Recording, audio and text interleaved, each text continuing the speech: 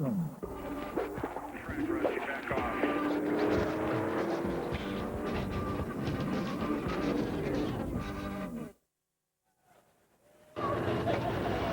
traditional firing of an aerial shell at 8 a.m. this morning was the signal to open the gates of the Indianapolis Motor Speedway. In the past 5.5 hours, fans from around the country have poured into this place. A rainbow of colors and caps. NASCAR fans don't wear their loyalty on their sleeve. They wear the whole shirt. And now, here at the track, as the pre-race festivities continue, a special presentation by the Indianapolis Motor Speedway and President Tony George, a tribute to the 1995 winner of the Brickyard 400, Dale Earnhardt. Driving the GM Goodrich car number 3 from North Carolina, the Intimidator, Dale Earnhardt. With the help of the good Lord and a lot of good people, I made the journey from the old dirt tracks around Kannapolis to the greatest super speedways in the world. When I attended one of my first NASCAR races in 1980 at Talladega, everyone was talking about a young driver by the name of Dale Earnhardt. And while his 76 Winston Cup wins and 7 national championships included many great moments, none were more exciting for me than his win here at the Brickyard on a rainy afternoon in 1995. Let's go racing. Dale was the only person in the garage that day lobbying me to postpone the race until the next day. We later shared a special moment in Victory Lane, and it rained for the next 3 days. And there it is, the race is on! Dale, more than any one person, may be responsible for there even being a Brickyard 400. There's an ominous black cloud closing in. It's not the weather. So as we enjoy the race today and celebrate its winner, let's also celebrate the life of the great champion, our friend, Dale Earnhardt. Dale Earnhardt has won the second Brickyard 400. The GM Goodrich crew celebrates Dale Earnhardt's 66th victory in NASCAR Winston Cup competition and the richest purse in all of NASCAR. Dale Earnhardt has done it. Well, thank you, Tony. Y'all got a great family and a great racetrack tradition up here. I'm glad I'm the second man that won it, if not the first. We really appreciate it. And NASCAR, I guarantee NASCAR is happy to be here.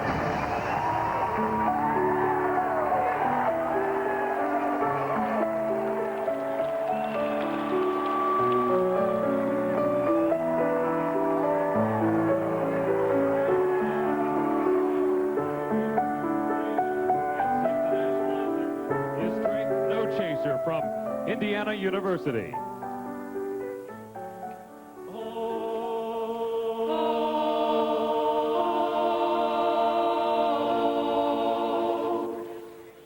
Say, can you see by the dawn's early light what so proudly we hailed at the twilight's last gleaming?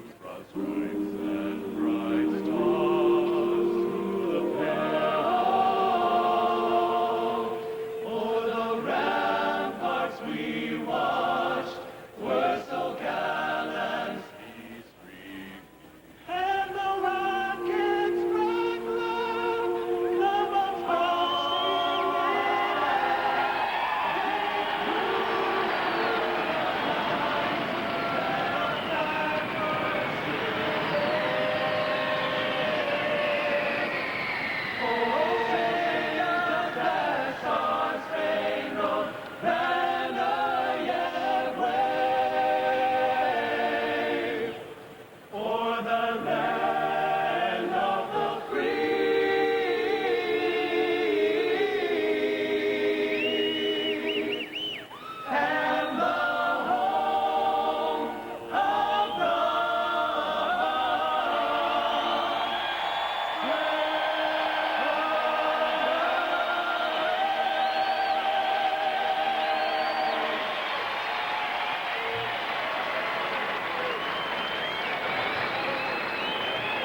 And now, to give the most famous words in motorsports, is the chairperson of the Indianapolis Motor Speedway, Mary Hallman George. Gentlemen,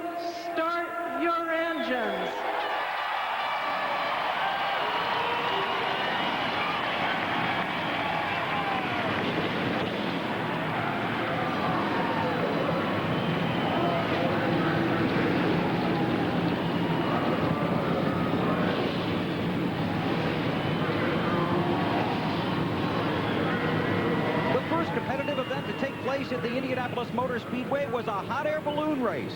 The winner wound up in Westmoreland, Tennessee. Today, the race is 400 miles, and it ends right where it begins.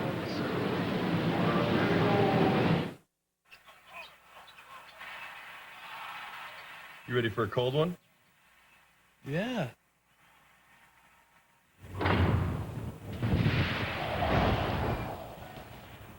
Is it cold enough for you? It's cold. It's not Coors Light.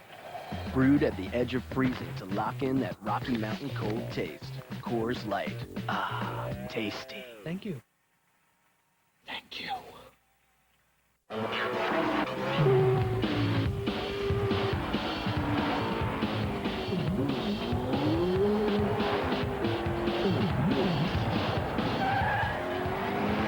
See your Dodge dealer for a chance to win 10 pit passes to a Winston Cup race, or backstage passes to Aerosmith, or VIP tickets to the NHL All-Star Game, or the National Finals Rodeo in Las Vegas. Enter the Team Dodge Sales Event Sweepstakes at a Dodge dealer near you. This is Bill. Bill is installing a new belt on his car. The belt he purchased isn't exactly right, but it seemed like a bargain, and Bill's determined to get it on there.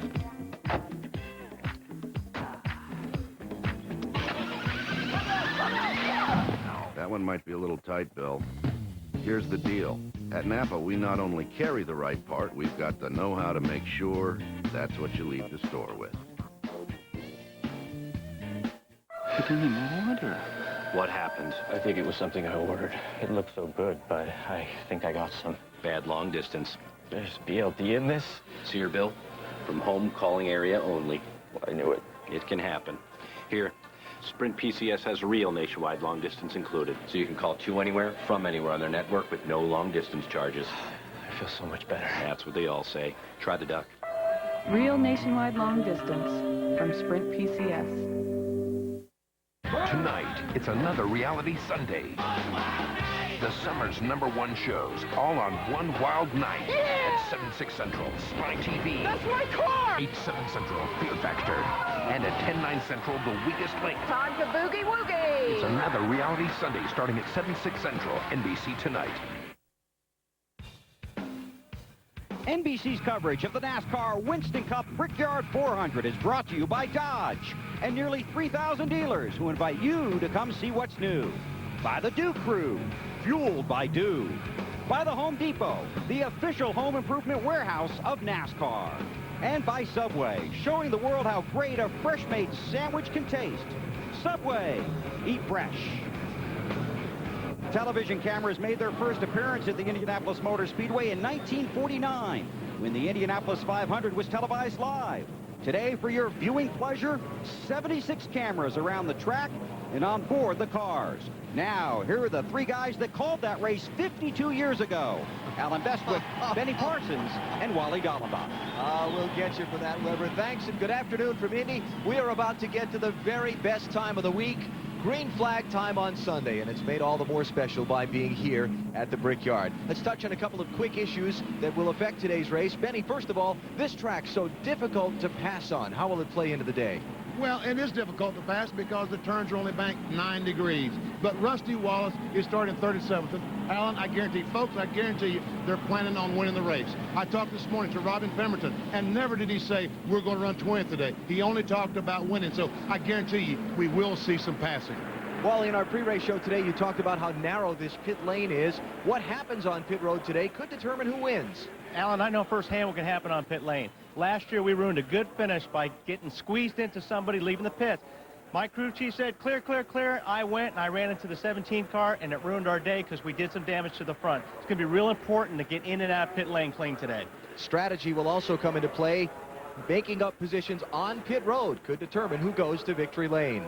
The energy of 250,000 people in Indianapolis, incredible as they get pumped up for the green flag. This is a bucket of water, and this is Goodyear's new and improved AquaTread 3.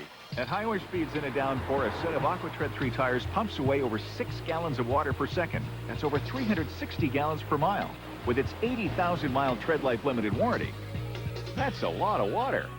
Think about it next time it's pouring buckets. New AquaTread 3. Only from Goodyear. Goodyear, Goodyear.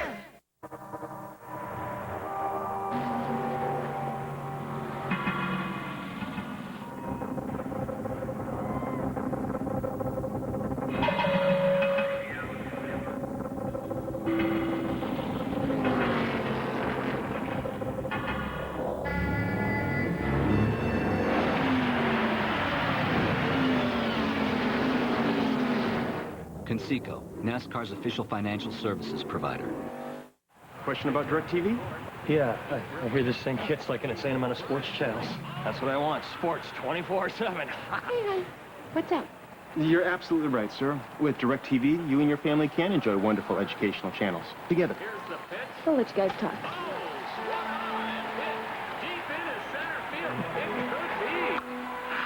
We know how you feel, and that's why we're here, Circuit City. We're with you. Educational? Really? Yeah. Huh. If you didn't visit Talladega Superspeedway last season, you missed 49 breathtaking lead changes among 21 drivers. Andretti by Skinner to the lead. They're banging fenders for the lead into turn one. 4 deep for the top spot. You missed the 26-car freight train dicing for the win on the final lap. The fans just beside themselves here at Talladega. Make your plans now to head to Talladega, October 18th through the 21st. Call 256-362-RACE or purchase online at TalladegaSuperspeedway.com. Mondays this fall, Law & Order's Jill Hennessy is the medical examiner everyone's dying to meet. Crossing Jordan, coming to NBC Mondays.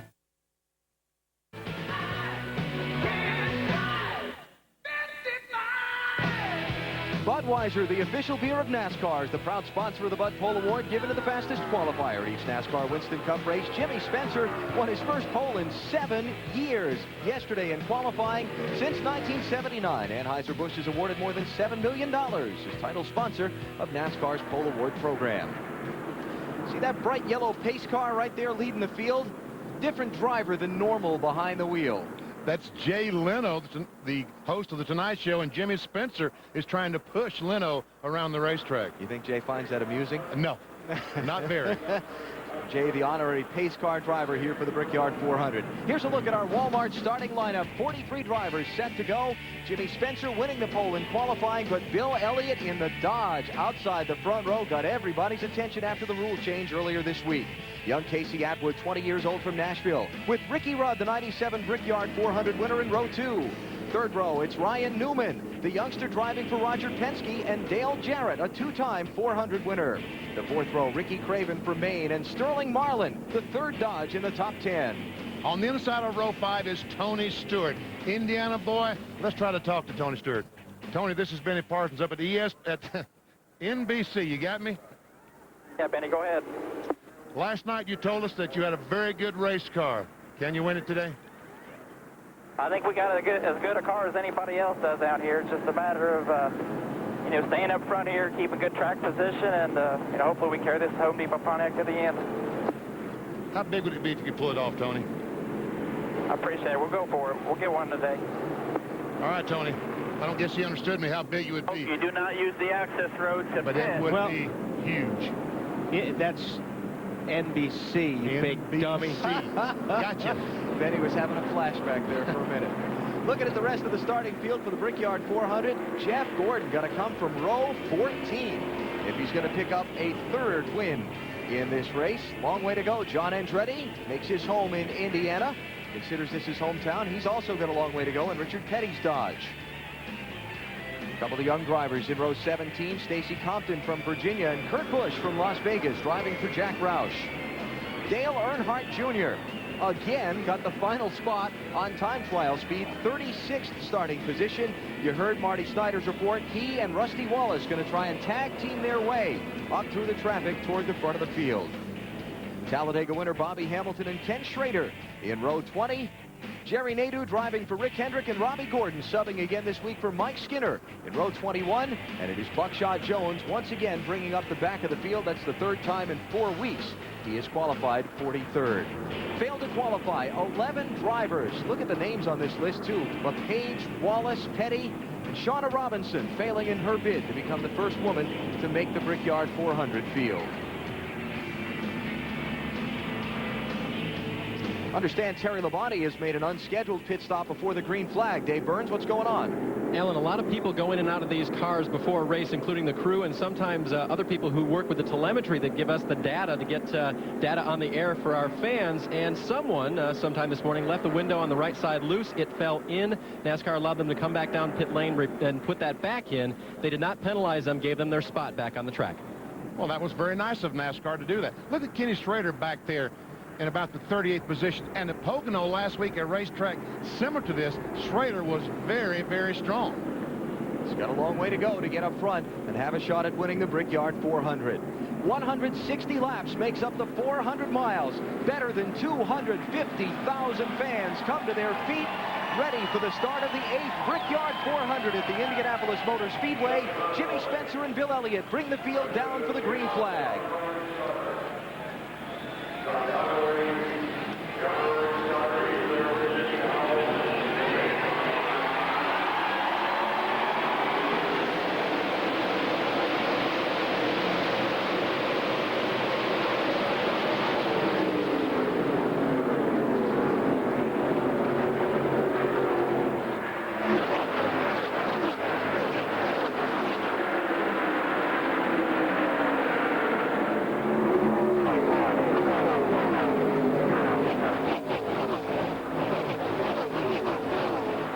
Spencer and Elliott side by side for the lead still to turn 3.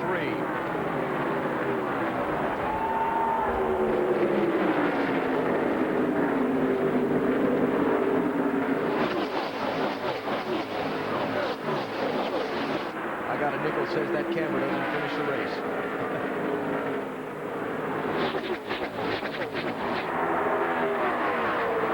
Jimmy Spencer will lead that first lap, and here's Casey Atwood on the inside of Ricky Rudd. Ryan Newman, another youngster, following him through. Atwood to 3rd, Newman to 4th, Rudd back to 5th. Right now, this is the best time to take advantage of those new tires. This is the best your car is going to work because you've got fresh tires on. After you get some laps on, they say, uh-oh, we got trouble. Andy Houston's in the wall. Robert Presley is spinning. 3-4 involved. Mark Martin's in it. It's off turn 2.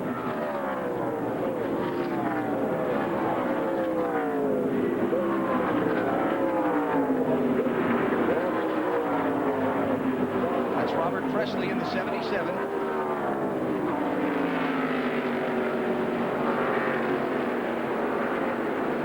Comes back to the caution flag, beginning to reduce speed. Martin started in 25th position. Houston started in 12th. Martin was running in 23rd position, last lap 5. So way back deep in the field where the problem began. And you wonder, we saw 3 cars involved. You wonder how many more had some contact. It's been a bad week for Andy Houston. Earlier this week, the sponsor McDonald's announced that they would be phasing out its backing of this team after they run just 7 more races, including today, the end of September after the race at Kansas. This team is all done. And McDonald's goes to be a secondary sponsor on the other car owned by Cal Wells. On the Ricky Craven car. Matt Kenseth's got some damage. A lot of damage to Kenseth's car. Wow. And again, as I said, you wonder just how many more cars out there. Matt Yoakum. And Scott Rado has a hammer. They're trying to beat back down the hood. They've got some tape. They're going to try to piece together what's left of the right front corner of Mark Martin's car. He's pushed the grill back in, so they're probably going to have some water temperature problems unless they fix that. They're trying to get this car repaired as quickly as possible and get the car back out. They'll probably bring it back in so they can work on it some more before we go back to green. Tough break for Mark Martin. Let's take a look at what happened off of turn number 2 as they work lap 3 of the race. Pretty deep in the field this all started. It looked like Houston, I don't know if there was contact, but all of a sudden his car is going round. And he slammed that outside wall hard with the left side. And look at all these cars down to the inside trying to find a way through. One more shot.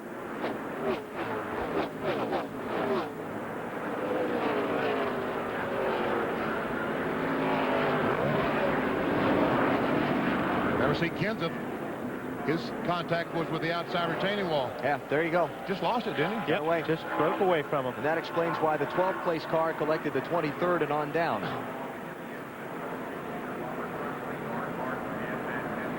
Rusty Wallace started back in 37th spot. This all happened in front of him. Let's ride with Rusty.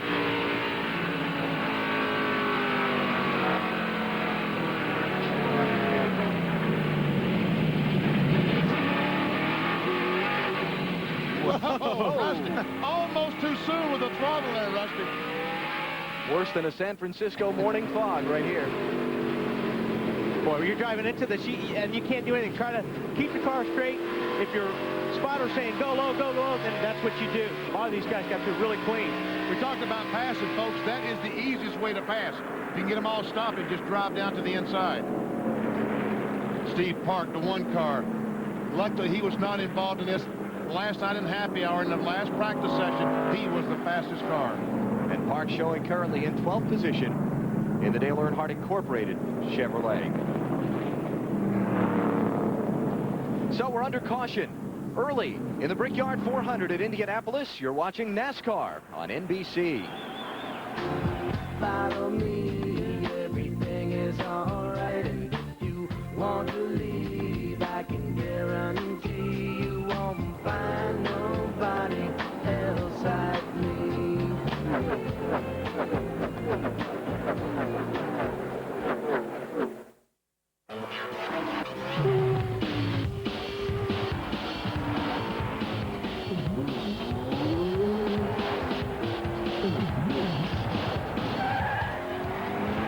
See your Dodge dealer for a chance to win 10 pit passes to a Winston Cup race, or backstage passes to Aerosmith, or VIP tickets to the NHL All-Star Game, or the National Finals Rodeo in Las Vegas. Enter the Team Dodge Sales Event Sweepstakes at a Dodge dealer near you. When you see a sandwich like Wendy's Mozzarella Chicken Supreme with 2 lively slices of mozzarella and a wicked Parmesan sauce on a big whole breast filet, what's the first thing that comes to mind? Lunch, anyone? Wendy's Mozzarella Chicken Supreme. Look, Dale, I know how you loved trucks when you were growing up, and if you want to race that big brown truck, I want you to know that I'll support you 100%. I mean, it's a nice truck, nice brown, everybody. Dad, I'm not driving the truck. How about some pie?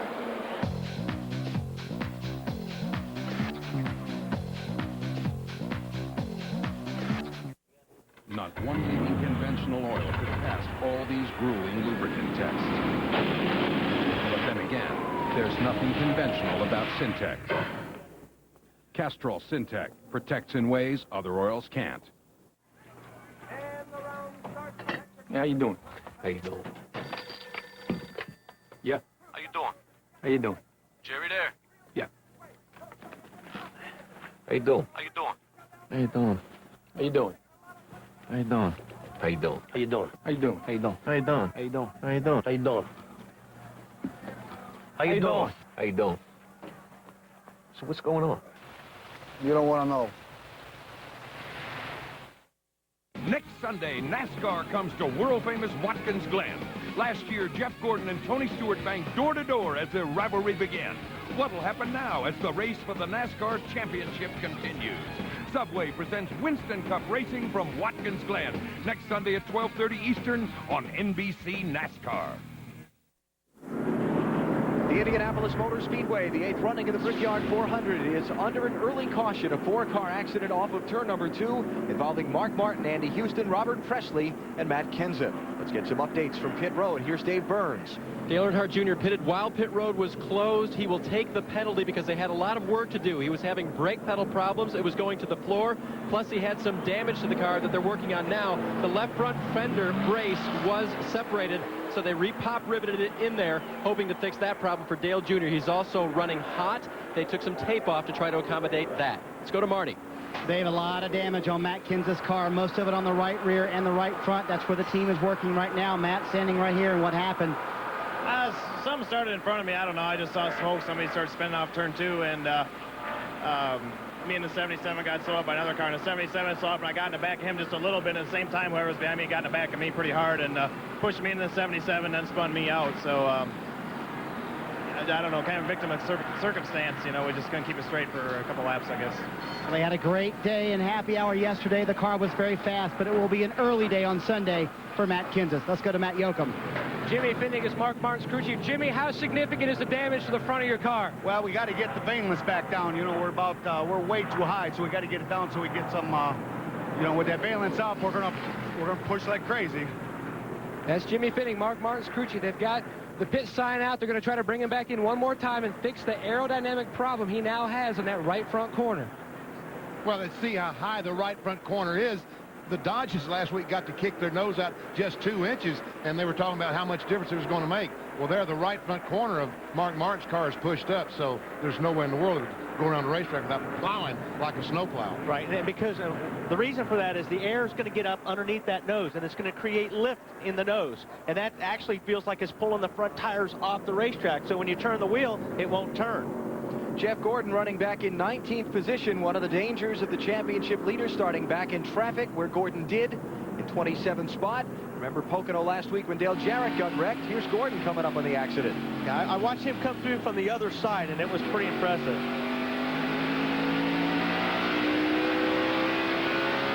Dale Jr. started back in 36th.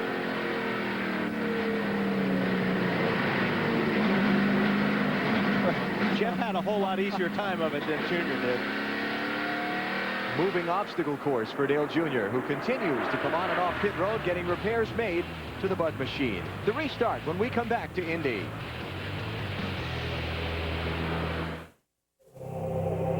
No one is voted off. There are no challenges except one. To get home. Lost premieres Wednesday, September 5th on NBC.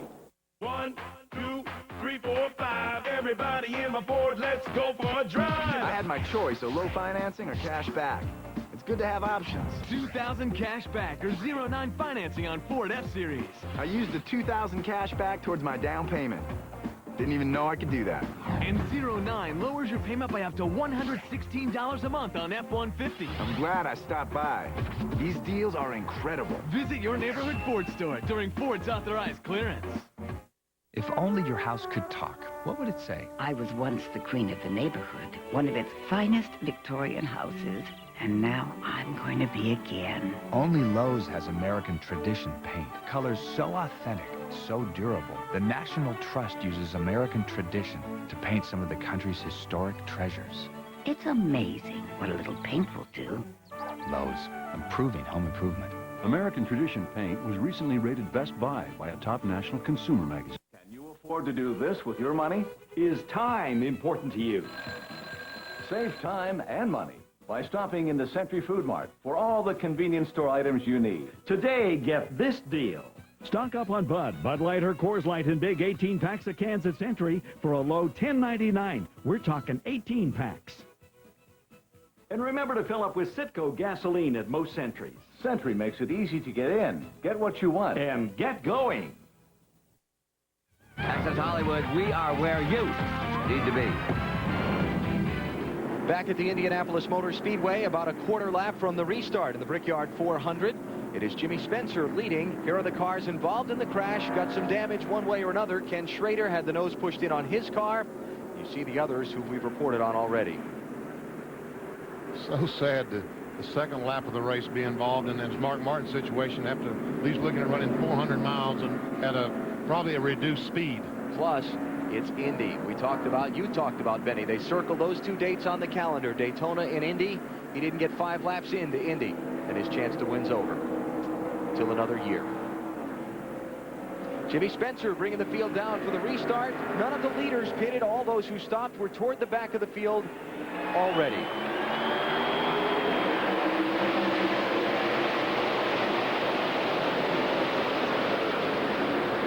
Kevin Harvick trying to get on the inside of Ricky Craven, cannot quite make it. The white 29 was Harvick. Here's Ricky Rudd underneath Ryan Newman. 4th spot to Rudd. contact back there. Ricky Craven and Todd Bodine bouncing off each other as they race side by side. That's Craven in the orange car blocking to try and protect his position on Kevin Harvick.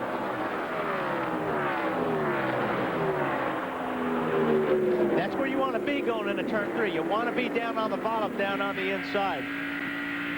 Ninth place we're looking ahead at. Made Todd a little angry. Said, I'm not giving that spot up. I'm not giving way. I'm going to race you this corners and try to beat you back to the line. And he's doing a good job of it.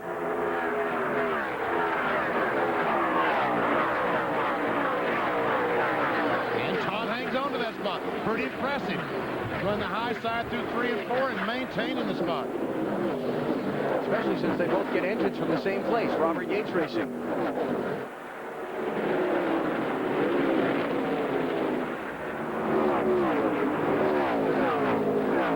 As mentioned, Dale Jarrett lost a couple of spots in the opening few laps. He started in 6th position. He's fallen back to 8th, and Tony Stewart has picked up 2 spots. He started 9th. He's up to 7th. Now, Craven does make the pass on Todd Bodine. Todd last lap was just trying to prove a point. That's 9th place for Craven. You know, what we call a one-groove racetrack, okay? So the reason you say that is to get around this racetrack fast and have a good lap time, you have to use all of it. You got to go all the way down to the bottom, almost hitting the grass in the corners, and you got to use all the way to the exit on the wall. So in order for to take that spot away, that's what you have to do. You've got to take away their racetrack. And that means sometimes getting down in there, getting your nose up on the door, and letting that guy know you're there, so he'll have to get out of the gas. Let's check out the telemetry on board with Kevin Harvick. Comes off the corner at around 150 miles per hour. Down this 3,300-foot backstretch. 8,000 RPMs. It's building 175. Looks like about 190 miles per hour when he gets down to 195 to turn 3.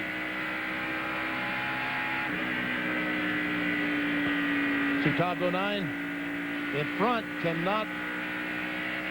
Seems to be Todd Bodine having some problems right now, just not able to run around the corners the way that he would like to. But I'm sure that these problems are adjustable during pit stops.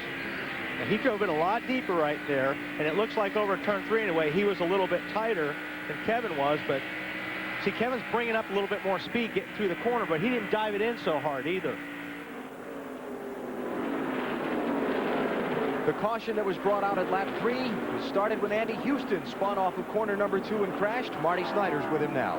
And it's been a rough week for this young man. You're okay. What happened out there, Andy? Not really sure. Had an awesome race car. Thing really started off there on the first lap and was sticking really good, turning really good. Felt like we were going to have a good day, and just trying to get to the inside of Harvick there, who was working on my teammate Craven, and the car just jumped out from under me. I don't know how close Park was to me. I don't know if he got in the back of me or whatever, but the car really stuck good the first lap, and you know, I felt like we were going to have a good car today. So it's just a shame. I mean, it's the way this year's been for us. It's been pretty tough, and just like to tell everybody back home that I'm okay, and very disappointing. I mean, first Brickyard 400, you want to come up here and run well. We qualified well. The crew did an awesome job preparing the car, and you know, we're going home early. And the good news is, guys, he was wearing the Hans device. Okay, now watch here. All these guys are lined up with Kevin. Todd's going to have a hard time getting back in line. The blue car, the 66 on the outside.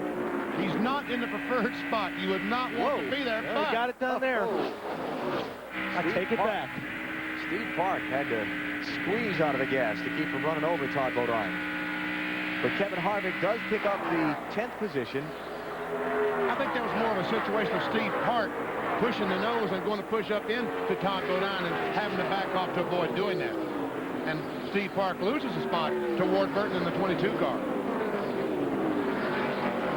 Todd Bodine falling back a little bit, Bill.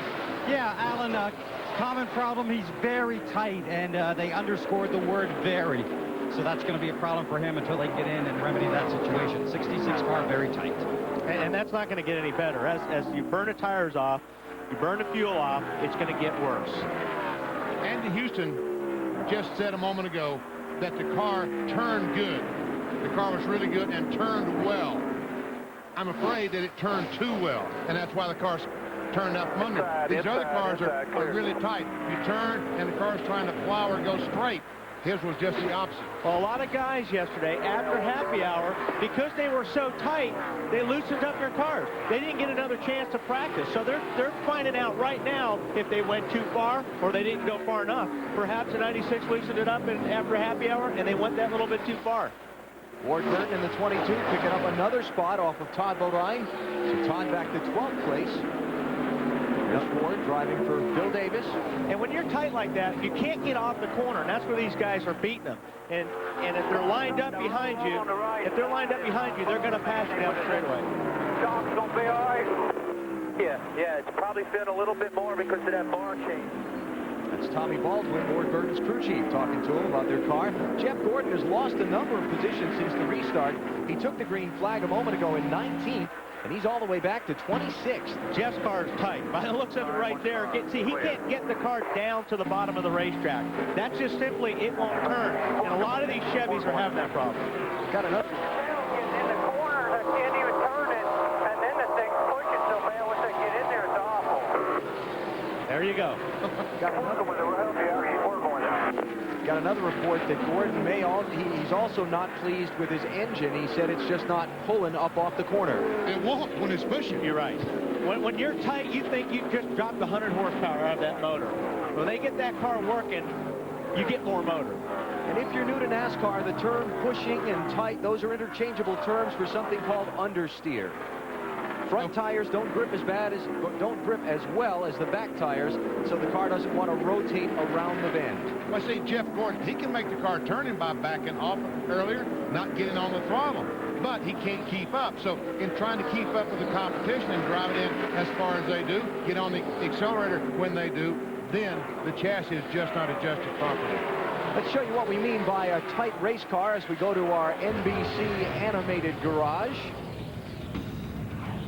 Car goes down the corner, the preferred line here at the Brickyard, 9 degrees banking around the bottom of the racetrack. You turn the steering wheel back on the throttle, and that's what we're talking about. It will not go around the corner. That's tight or pushing up off the corner. And what that feels like to a driver is when you turn down in the corner, it's almost like you're hitting a patch of ice in your passenger car. The front tires don't have any grip. When you turn down in there, they just slide. Which one of you was driving that car? Did a good job, didn't I? I was waiting for somebody to take the bait. Let's get more on Jeff Gordon from his pit. Matt Yoakum. And Benny, I think we need to build a new animation, one that shows loose on entry and then tight up off the corner, because that's the problem that Jeff Gordon is dealing with right now. He's a veteran, so he knows just a ride until they will make their first scheduled pit stop somewhere around lap 35 to 37, and then they will fix what the problem is on this number 24 machine. Right now they're discussing whether to use wedge, air pressure, or track bar, but they've got plenty of time to think about it. Now, the last thing you want when you're loose on entry is somebody behind you like the 31 car is, or anybody. I mean, because that's going to loosen the car up even more, taking air off your rear spoiler. Here's a bid for the lead. Bill Elliott inside of Jimmy Spencer. And everyone wondered how would the Dodges run with that extended nose. I think we're seeing pretty doggone good. The 9 and 19, both these Dodges from Ray Evernham Motorsports. Running first and third, Sterling Marlin in a Dodge is running 6th. Ward Burton in a Dodge is running 10th. There'll be howls of protest from the Ford people if the Dodges run this well all day. Sorry, Alan, but see how that 19 car is down underneath the 26? That is the key to getting around Indianapolis Motor Speedway in one of these cars. If you can get down to the left side of that car, the corner's yours. And now that we're 17 laps in, beginning to see some wear on the tires, and it's going to affect the handling if your car's not driving very well. It's really going to get magnified as we put more age on the rubber. As you burn fuel and wear the tires, yes. Whatever the car's doing, it becomes more and more magnified. And that's the concern. That's the problem that the Dodges had beforehand. After they burned some fuel, after the tires worn a little bit, they could not get the cars to turn. And that's why NASCAR allowed them to extend the area under the front bumper by 2 inches. It's been since 1994 since Bill Elliott has won a NASCAR Winston Cup race. He's in the lead early in the Brickyard 400 at Indianapolis.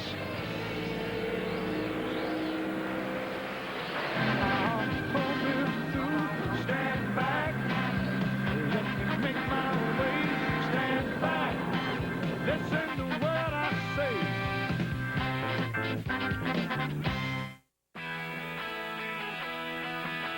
All across the country, people have places to go, things to do. So they go Midas for total car care. Need an alignment? We do that. Air conditioning? We do that. Brakes? We do that. Oil changes? We do that. Batteries too. Of course, mufflers. And we do all that with our certified technicians and our nationwide guarantee. So for total car care, who does it all? Midas. We do that. You ready for a cold one? Yeah.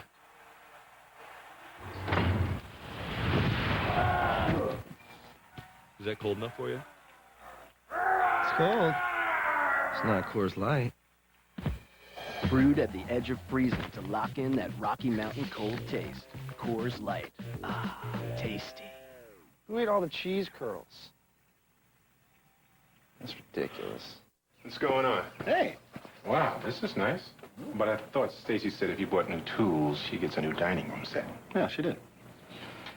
So where are the table and chairs? You're standing on them. Fine woodworking tools from Rigid. Name proven by pros since 1923. Take our innovative oscillating sander that converts from a spindle to belt sander in seconds. Rigid. Buy them at the Home Depot.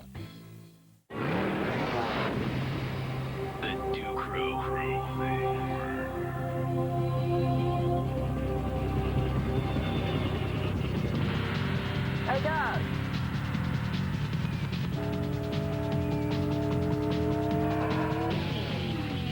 $9.5. Not bad. You better not do this on Sunday. The Dew Crew. Fueled by Mountain Dew. Check this out. Bob here needs a car.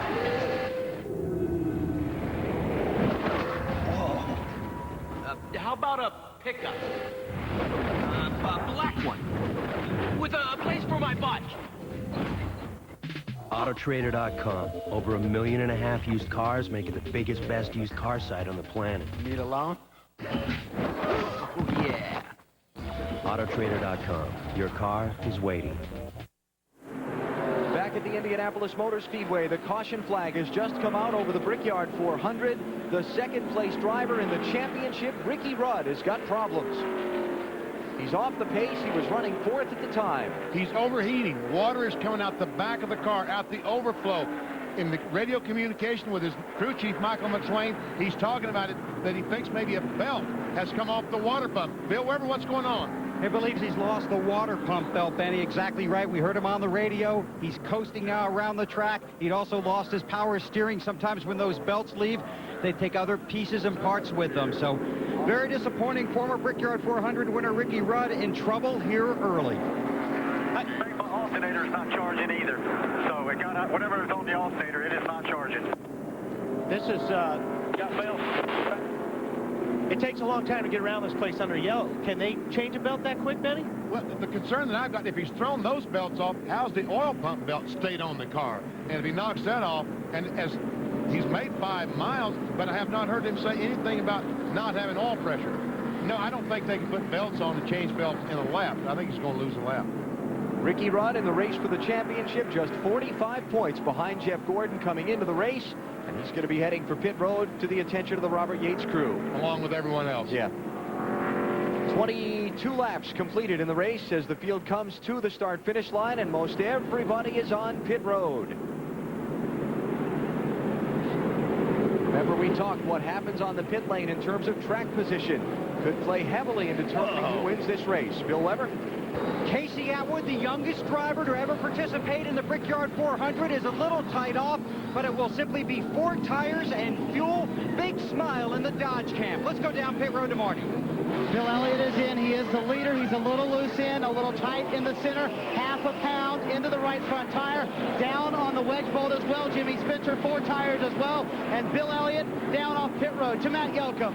A 4-tire change for Jeff Gordon, the 24 car. He's down and away. But they've made 2 rounds of wedging in the right rear. They adjusted the right front fender a 1/4 of an inch. They also pulled out a right rear spring rubber, trying to help this loose condition on the 24 car today.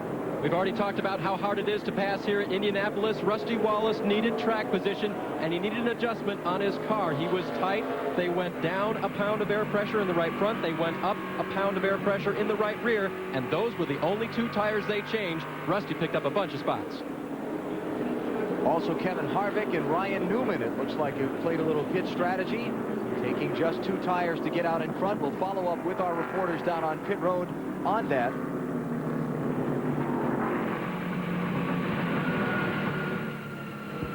Looks like Dale Earnhardt Jr. has been into some contact on pit road. Wally, you talked about this earlier. There you go, right there. And I'll tell you what, that did not help the 8 car whatsoever, because what he just did, he just crushed the left front corner in on that nose.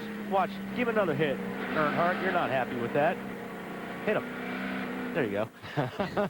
But see right here, that area right there, guys, that just hurt the downforce of that 8 car big time, and that's going to really hurt here. Got some more action on pit road. Ken Schrader, Bobby Hamilton, crunch, bottom of the screen. And Junior also made contact with that wall that you talked about, Wally. That was very, very close to pit road. Yeah, when you're under yellow here, you can't get away from it. I mean, if you can get through a pit stop without somebody hitting somebody, it's amazing. And you see 3 of the cars involved in the contact coming back to pit road, right of the screen. Earnhardt Jr., Schrader, Hamilton. Got to come back in, make repairs. Dave Burns. Alan, they are back in with Dale Jr.'s car, and we can see the damage on the left front side. Doesn't look like they're yet going to go to that until they take off the left front tire, perhaps. And now the team will jump in there and try to hammer that back out. Just a little pull and a tug, and they're going to take all 4 tires at this time and top him off with fuel. But they're pulling on it just to try to massage it to be as close as it was to the original configuration. And remember, he's taken this hit plus the one that he took when he was involved in the earlier wreck early on in the race. Let's go to Bill. Well, they continue to work under the hood of Ricky Rudd's Texaco Haviland Ford. They've got a new water pump out. They've got belts all over the place screaming for socket wrenches. Remember, Rudd is one of the top 3 contenders in the race for the championship, coming in here second in Winston Cup points, but losing valuable time at the Brickyard, a race he so dearly wanted to repeat as a winner of. He also wants to continue that challenge for the championship, but he's losing laps and points on pit road. Matt. Bill, Johnny Benson has made his way back to pit road. They lost a lot of time on their initial stop because they didn't get the lugs all on, so that took extra time. So then they figured they're already at the back. Let's bring the car back in, and we'll adjust. They're going to put a spring rubber in the right front. Alan. Ryan Newman is the new leader of the Brickyard 400. You're watching NASCAR on NBC.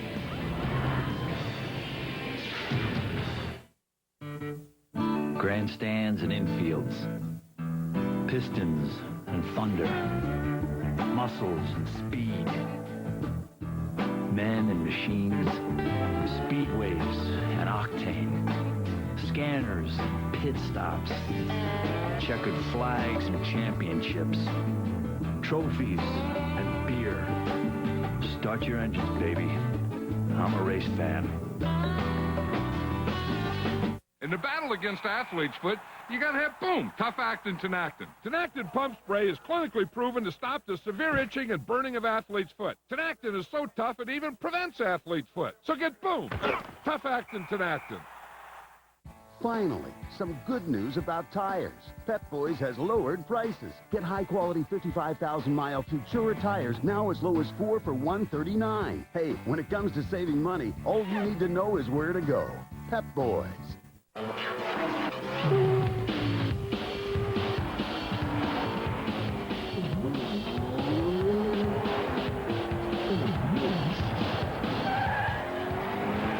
See your Dodge dealer for a chance to win 10 pit passes to Winston Cup race, or backstage passes to Aerosmith, or VIP tickets to the NHL All-Star Game, or the National Finals Rodeo in Las Vegas. Enter the Team Dodge Sales Event Sweepstakes at a Dodge dealer near you. Trucks. Fundamentally tougher than any panty-waist car. Hey, no one ever wrote a song about his first hatchback. At Craftsman, we figured the only thing better than trucks is racing trucks. So we're the official tools of the NASCAR Craftsman Truck Series. Tough trucks, tougher drivers, and the toughest tools. Craftsman.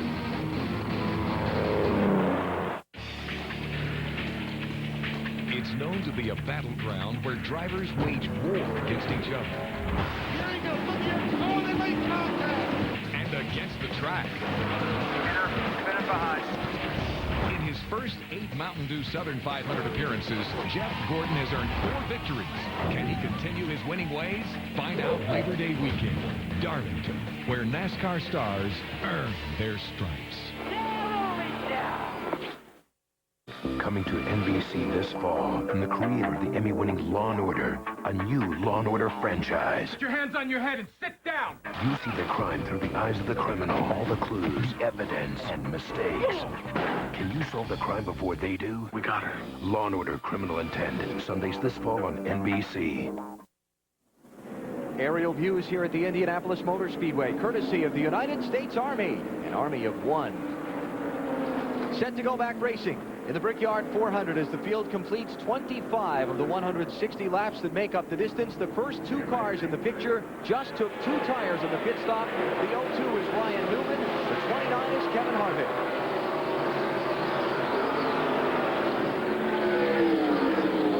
Now the 99 car, Jeff Burton, also another car that just changed 2 tires. Trying to get track position, trying to get up front. And Harvick goes for the lead in that 29 car. Bakersfield, California's Kevin Harvick leads the Brickyard 400. His first attempt at this race. This is the car the late Dale Earnhardt drove for many years. Harvick taking over after the tragic accident that claimed Earnhardt's life in February's Daytona 500. And Ryan Newman, the 02 car, a young man, this is his first Brickyard 400. Grew up in South Bend, Indiana.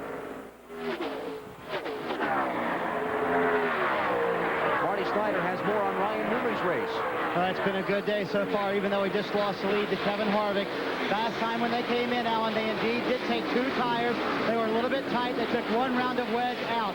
On the radio, Ryan Newman hears the voice of Roger Penske, his car owner, who is preaching patience on the radio and also reiterating today's goal. It is simply experience. Don't worry about if you're leading. Don't worry about if you're running 5th or 10th. Just get some experience because we're going to storm into this Winston Cup Series next year and take over. I'll tell you what, I like to hang around that 02 pit crew because they're young guys and they very cocky. They tell you how good they're going to do it. They told you how good they're going to do it, didn't they? Yes, they did. And I said, if you do, you'll get paid. By you. By me. But, look out. Ryan, careful, the wall out there. We hit that wall on Saturday morning in qualifying, and I truly believe there's Tony Stewart inside Jimmy Spencer, the pole sitter. That's 4th spot.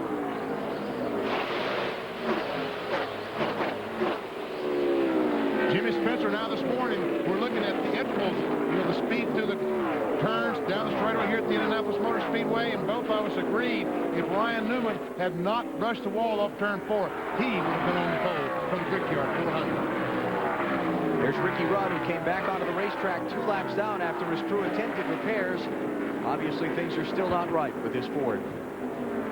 Got a lot of drivers running the Brickyard 400 for the first time today. You see the 2 highlighted in yellow. Those are in 1st and 2nd place in the race. Bill Weber has more on Ricky Rudd's problems. Bill? Well, we're walking down the crowded pit road here at Indy with Michael McSwain, the crew chief for Ricky Rudd. He's talking to his driver. Rudd will have to go back to the garage. The car is overheating. Michael, he's talking to him right now and calling out the shots.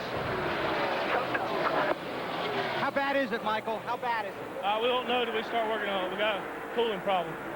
Okay, well, obviously it was a water pump problem. They did have the belt knocked off. They were also held for 15 seconds for too many men over the wall on pit road. That led to a very vigorous discussion between McSwain and the Winston Cup official down here. Not very happy, more disappointment really than anything else in the 28 pit.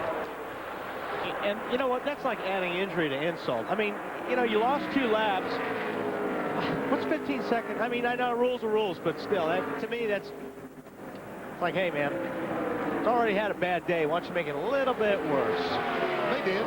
You've never been a referee before, have you? No, I would make a good one. No, I don't think so.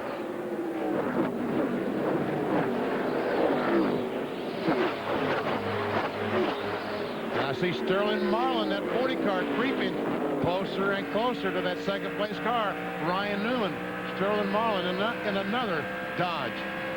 Sterling driving for Chip Ganassi, the winning car owner of the 2000 Indianapolis 500 here.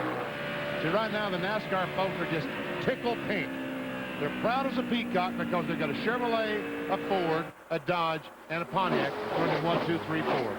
Well, they better take a picture because I don't think it's going to last that too long. The Dodgers are looking really good right now. Remember? See, go ahead. See how the Sterling? Underneath that Ford, and I'm telling people, that's so important here in Indianapolis, is to drive underneath the guy getting off the corner. That is the key to pass people here, because once you get to the next corner, really, if you're on the inside, that's where you want to be, because the guy on the outside just doesn't have the grip out there. Newman's hanging with him. Now, if they come off side by side here, really, whoever that 20 car goes with, that's really important, but Sterling made the pass. Clear. And here comes Stewart underneath Ryan Newman. Sterling Marlin to second spot. Tony Stewart to third. Jimmy Spencer will try and follow him through in the 26.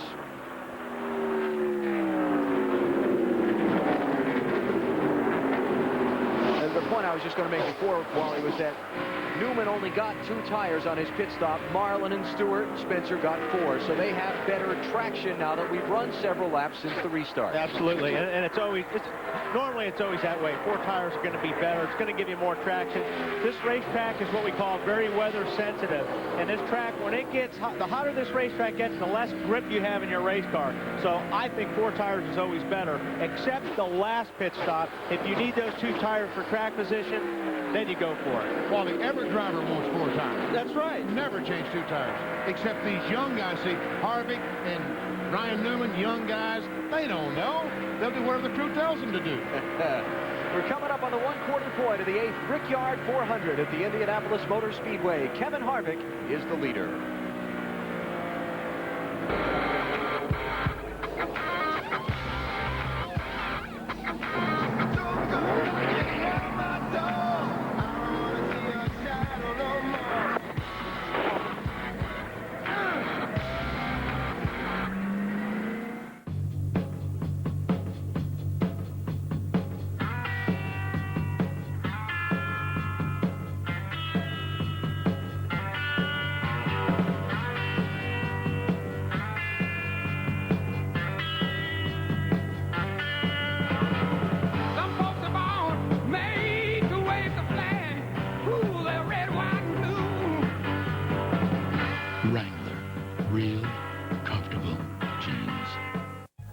This is a bucket of water. And this is Goodyear's new and improved AquaTread 3. At higher speeds in a downpour, a set of AquaTread 3 tires pumps away over 6 gallons of water per second. That's over 360 gallons per mile. With its 80,000-mile tread life limited warranty. That's a lot of water.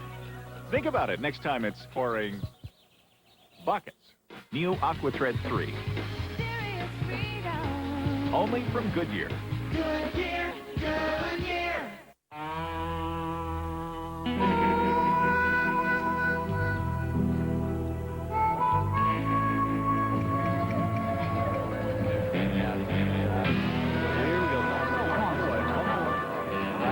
There you go. Keep going. Keep going.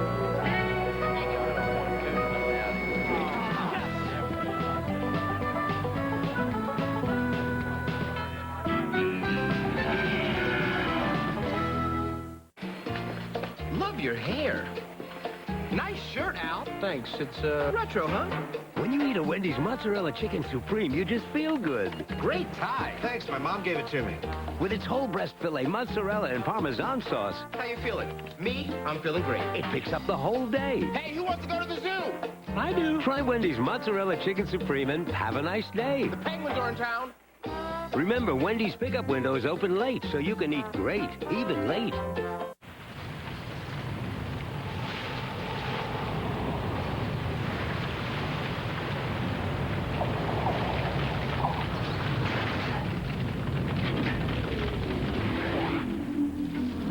The sleek 200-horsepower Chevy Monte Carlo SS. Green. The side you show the world is up to you.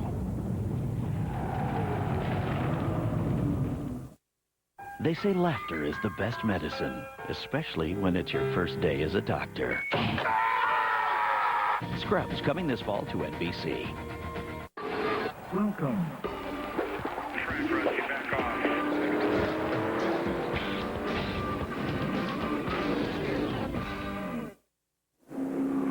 Back at the Indianapolis Motor Speedway, we are under caution in the Brickyard 400 for an incident involving Ryan Newman. We'll show it to you in a moment.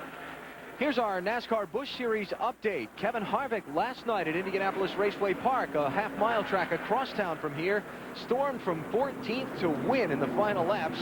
The 200-lapper there. And days later, he's leading here at the big track. Makes no difference to him. Half-mile racetrack, 2.5-mile racetrack, they're all the same. Now, here's what happened to Ryan Newman to put us under caution. He just lost third spot to Tony Stewart in the orange car. Yep, got underneath the O2 car. He probably started getting a little bit tight, that aero push, and got into the O2 car, but the O2 car obviously got the worst of it. And, you know, Jimmy, you got a good race car. Mellow out, buddy, because I'll tell you what, you don't forget, but there's 43 other guys here that don't forget either. That's Jimmy Spencer in the 26 you're talking about. There we see just that little bit of contact right there. 0-2 car has to chase it up the hill to try to save it. Right rear goes in, and then he hits the wall with the right front. And that's the one that really did the damage, that blow to the right front. And a look back from Tony Stewart's car.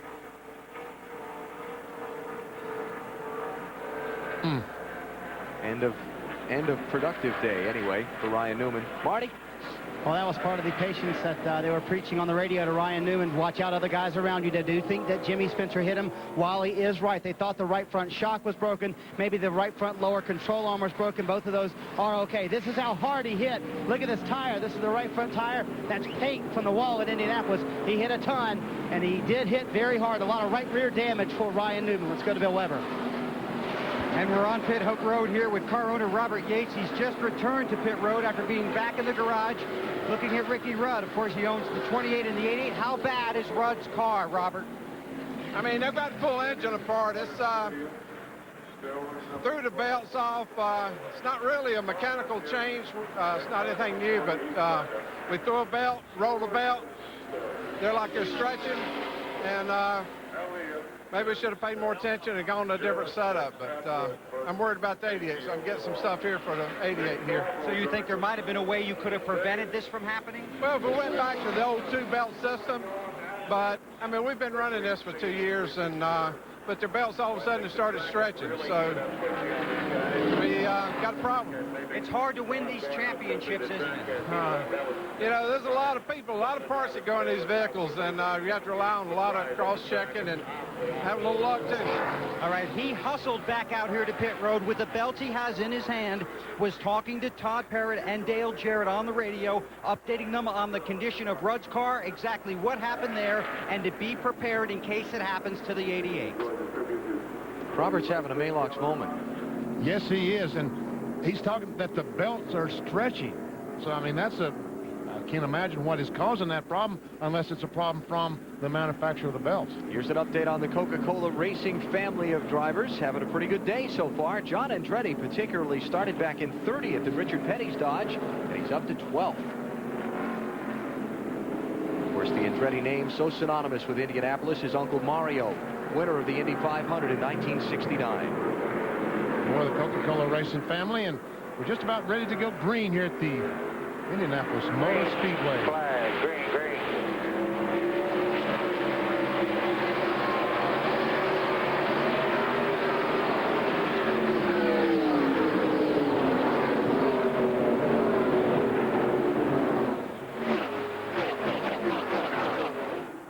Dave Blaney's in the wall on the front stretch on the restart. Caution's back out.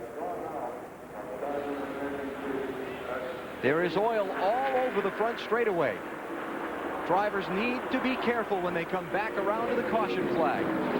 Looks like they have reduced their speed dramatically. All the spotters around the racetrack and their crew chiefs have told the drivers, look, there is oil all over the speedway. Do not hit the oil. When these race cars hit those oil slicks, no control whatsoever. It's almost like hitting ice. Yeah, it'd be pretty embarrassing to crash under yellow. But it's been done by Many, many. Have you done that? Oh, certainly. That's why he threw in the many, many. You see the streak of oil running all the way down the inside of the front straightaway. Drivers being careful of that as they come back around to the caution flag. Hey, Wally. Yes. A guy named Sneva did it here before the green flag, didn't he? Yes, yes. Well, he didn't hit the yellow, but he did crash on the pace lap. That's right. And I'm sure he appreciates you bring that up. Well, you prompted me on that earlier in the weekend, reminding me of all the dangerous things that can happen here. You know how tight pit road is and things like that. So if I see Tom, I'll pass him along your number. Ohio's Dave Blaney behind the wall. Let's take a look at what happened on the restart. This is looking down from turn 4. See, I saw these cars jump out on the restart from the other angle, but we didn't finish what happened. And, you know, it looks like somebody missed a shift or something, but he got in the back of somebody. Yeah, somebody didn't go, and he was on the gas and got him. And that's what happens on these restarts. You're so close to the guy in front of you. When you make a restart and you're jamming gears, if the guy in front of you misses a shift, you don't have time to do anything.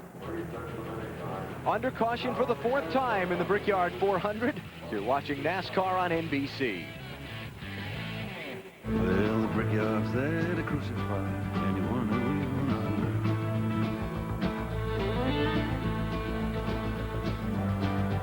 And I sat down and gasoline at the end. Now, the Inside Schwartz official guide to dating. I love kids. In fact, I have 4 from my first marriage. Too many players on the field. You could kiss me goodnight if you want. Illegal use of tongue, loss of second date. The comedy with imagination. Inside Schwartz, Thursdays after Friends, this fall on NBC.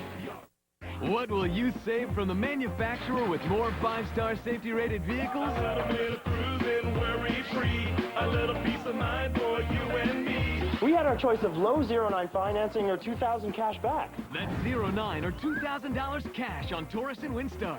And 09 for 60 months lowers your payment by up to $143 a month on Windstar. The low financing is saving us thousands in interest. Visit your neighborhood Ford store today during Ford's authorized clearance. Race World is your one-stop race shop for all your NASCAR, NHRA, Dirt, Sprint, IRL, Kart, and Formula One needs. Others may try to imitate, but none can duplicate. Race World has everything for the race fan under one roof at the best prices.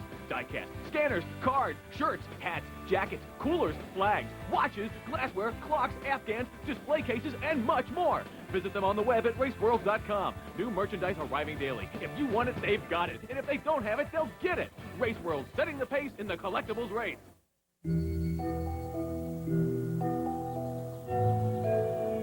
Investment brokers. Ever notice how hungry they get when someone's got a little money to invest? Pesky bunch. Whatever happened to respecting your wishes, to listening to what you want in an investment strategy? Are they all just in it for themselves these days? Not at SunTrust, they're not. How can SunTrust help you? You're watching the station on your side. Wavy TV 10. Welcome back to the Indianapolis Motor Speedway. Today, the Brickyard 400. You take a look at the Wendy's race menu and what's ahead in the coming weeks, including a trip to Watkins Glen next week that you'll see right here on NBC Sports. Right now on pit road, Casey Atwood has nose damage to the front of his Dodge. Ran into the 21 car when one of the other cars in front of him slowed on the track, apparently when Ricky Rudd was having his earlier problems. They brought him down pit road, taping the nose. Water temperature at last report, 240 degrees. So Atwood, who was having such a great run, this pit was all smiles, now very disappointed with the condition of the car and the condition of their position in the race. Let's go further down pit road today. And Bill, John Andretti drives Richard Petty's famous number 43 Dodge now. They're one of the ones who got some aerodynamic help this week because they are in a Dodge. Yesterday in qualifying and practice, they had a little trouble getting a handle on it. Today, they've gotten a great handle on it. He's picked up 18 positions from his starting spot, running 12th, and these guys couldn't be happier. He changed 4 tires on the last pit stop, made very small adjustments to fix a loose condition. Let's go to Matt. Jeff Gordon. He's currently complaining about turbulence. He can't stand to have anyone on his bumper, and his car pushes so bad off the corner he can't get in the gas. So on lap 33, when they pitted, they made a track bar adjustment, went down one round, and put one round of wedge into the 24 car, trying to fix his ill-handling race car. But it's certainly been a big day of struggle for the two-time Brickyard 400 winner. To Alan Bestwick. Have to put a lot of oil dry down and sweep it up on this front straightaway before we can go green, so we'll take a break and come back for the restart.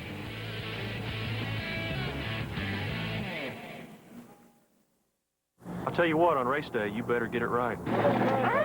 You want a hands-on boss. Yeah. Terry Labonte. Terry Labonte. Check the transmission and the drive shaft. He's involved in every detail. Right. Absolutely. Hey, if that makes me a perfectionist, 1 more pound. So what? There's a fingerprint on the windshield. Got it. Hey, I'm here to win. Blue. The nose needs to be bluer. Blue's good. Yeah, Blue's great. Very good. Look, we got a lot to do today, so let's make this quick. Get what you need. We're out of here. Agreed? Yes.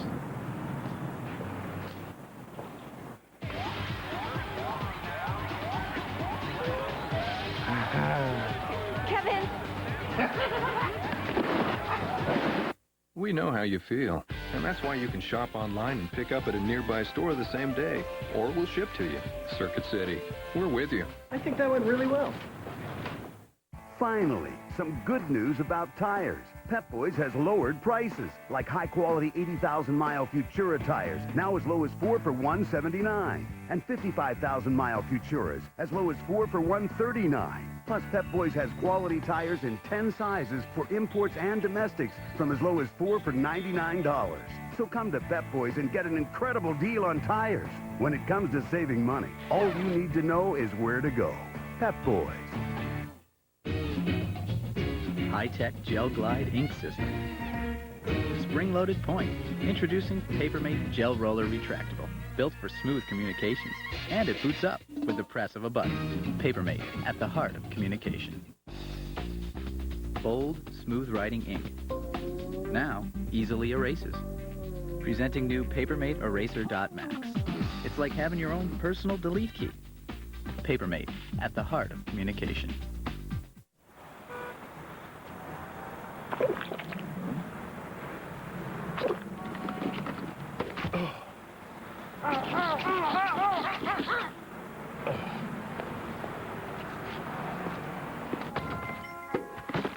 Here, Casanova. Zima.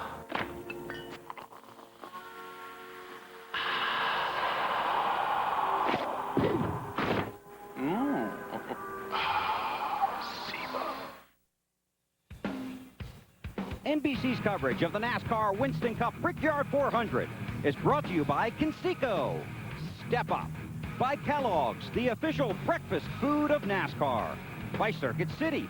We know how you feel. That's why we're here. Circuit City, we're with you. And by Pep Boys. All you need to know is where to go. Pep Boys. Log on to NBCSports.com for the latest NASCAR news and results. You can email BP your questions and check out his latest mailbag, which includes close-up looks at Dale Earnhardt Jr., Bobby and Terry Labonte, and Bill Elliott. It's all at NBCSports.com. 2 cars to the garage, Casey Atwood and Dave Blaney's to Marty Snyder. And a lot of damage, Alan, to the Amoco Dodge of Dave Blaney's. And Dave, what happened on the restart? I don't know. They just all stacked up, and I run right in the back of the 21. I don't know. Stupid move on my part. I don't know. Well, it takes a big man to admit that he made a mistake. This car is covered from top to bottom in oil. A lot of damage. I do not think they will make it back into the race today. Let's go to Dave Burns. Well, I'm standing by with Mike Berry, who's the right front tire carrier for Jeff Green today. But last night, he was right front tire carrier for Kevin Harvick, who won at Indianapolis Raceway Park. And you'd think to the victor go the spoils, all the glory and everything. But, Mike, what happened to the van that all your clothes and credentials were in? We're not sure if it's stolen, misplaced. We don't know where it is. They don't know where it is. We don't. And when you went to argue with the authorities about where it might be, what did you find out? That they weren't listening to you for a very good reason, were they? I couldn't understand you. Say that again. Victory Lane had a lot of beer splashing in it, didn't it? You guys didn't present a very good case to the authorities, did you? No, I don't think we smelled too pretty when the cops showed up, so hopefully we made it through all right. All right, these guys did get some clothes to borrow from their teammates, and now they're in their race uniforms. They're in good shape. Thanks, Dave. Back under green, just past 100 miles. In the Brickyard 400, Kevin Harvick is leading in the 29 car. Sterling Marlin is second. They're 4 deep, back about 30th in line. Jeff Gordon amongst that group as he tries to get on the inside of Terry Labonte. Jeff Green, the 30 car. We just talked to his tire carrier. Dale Earnhardt Jr., Ron Hornaday trying to get by Buckshot Jones. The green car is Hornaday. The blue 44, Buckshot Jones. The 5 car, Terry Labonte, is in 22nd position. Jeff Gordon's in 23rd, and then on back behind them. Here's Kurt Busch after 15th spot on Joe Nemechek. Busch in the 97.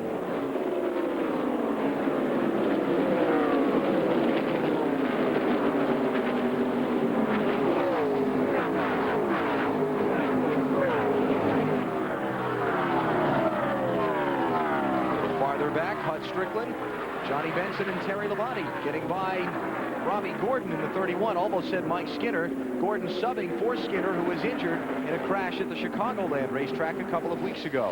And, you know, Hutt was in that deal with Earnhardt Jr. I don't think Hutt's car is probably going to be hurt so bad because he got hit in the door. And that's not really as important as those front fenders.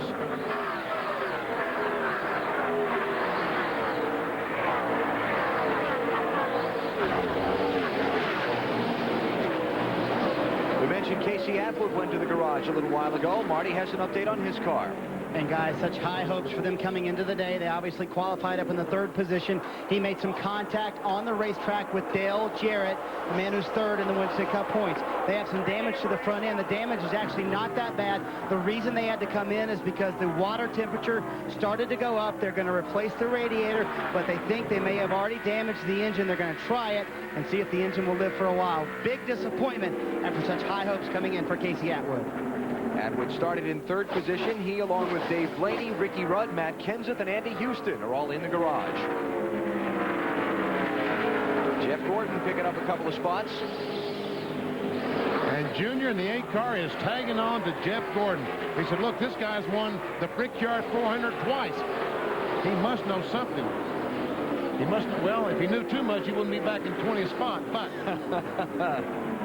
Oh, Junior gets Jeff Gordon up very, very loose. Side, clear behind him. All clear. Check our telemetry and on Dale Earnhardt Jr., Jeff Gordon, Terry Labonte.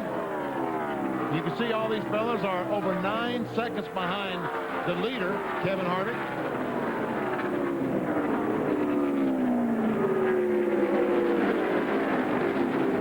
They have to race in this traffic, the farther behind they're going to get, while Harvick's out in front with clear sailing.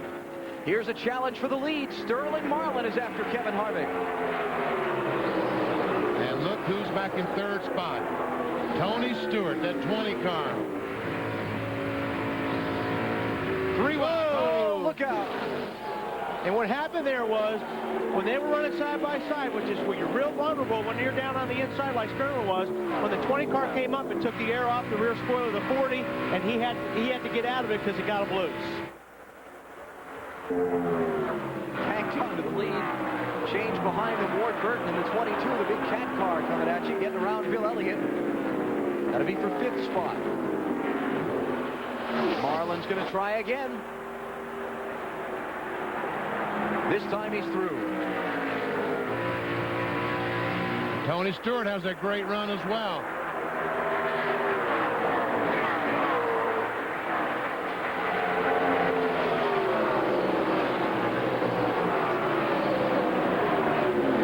Harvick just backs off and just squeezes in that hole between Jimmy Spencer and Tony Stewart. Huge round of applause from the partisan Indiana fans for their hometown hero, Tony Stewart, as he goes to 2nd spot. Tony worked with Benny and I on last night's NASCAR Busch Series broadcast from Indianapolis Raceway Park. When we got to the end of the night, he looked and pointed straight at the camera and said, Winston Cup drivers, if you're watching, I'm coming after you tomorrow. And he was correct. Yes, sir.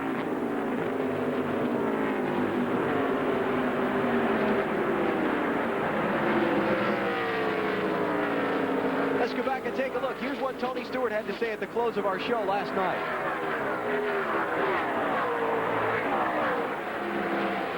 Turn our attention to tomorrow's running of the Brickyard 400 at the other Indy track. Mr. Stewart, starting 9th. What do you think? Really excited. I think our Home Depot Pontiac's a very fast race car right now. I hope all the Cup guys are watching right now because I'm coming after you tomorrow. Oh. He's after you tomorrow. You heard it? And, you know, Benny, I tried to explain this to Mr. Parsons early in the week, and he said I was full of it. But there are some guys in this garage area that this is the place. And we've been brought up around the Indianapolis Motor Speedway. And if I had to pick one place to win, this is the place I want my win. Oh, and Tony Stewart as well. Growing up down in Columbus, Indiana, this is by far the place he'd love to have a victory. He'd like to win the Indianapolis 500, but this would be second choice. See 4 drivers who are Indiana-based or consider Indiana their homes. Most of them all now live in the Charlotte area, but this is where they're from, all involved in this Brickyard 400. And Tony Stewart getting closer and closer, and there's that piece of tape, I hope. It's not a banana peel. Tony's getting closer and closer to Sterling Marlin. Oh. We've got a long ways to go. We're just past 100 miles. But you know what? Tony's going to see if he can do it. I mean, he's going to see if this aero push thing is really going to affect his car. He's got to get his car right now for when he does want to make that pass later in the race if he has to. He's going to want to lead this thing. He's going for it. Harvick falling back from these two. Remember, he only got 2 tires on the last pit stop they made. We get more on Tony Stewart's race from Marty Snyder. And Wally, what Tony's been able to do all weekend long is drive in lower than anybody else here. In fact, they've driven in so low every time in the corners here that they have had to replace the skirt on the bottom of the valence 4 times this weekend because he goes into the corners so low that skirt hits the rumple strips. You see how low he is, a little bit lower than Sterling Marlin, and that's where they think their advantage is going to be later in the race, getting that little bit lower line, more air on the nose. They think they can pass cars a little easier. And you know what, believe it or not, there's a lot of grip down here. Watch in the left front. You go over that white line. There's a lot of grip in the racetrack right there. If you can get your car to do that, you're going to carry more speed off that next turn. If you can just hit that line, if you can get that left front down right to that rumble strip, yes, there is grip. But if you miss it, then you lose the grip.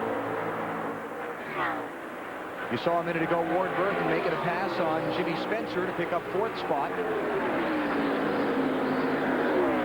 Continuing to move forward. Excuse me, that was Kevin Harvick. He passed for 3rd. Sterling Marlin is the leader of the 8th running of the Brickyard 400 in Indianapolis. You're watching NASCAR on NBC.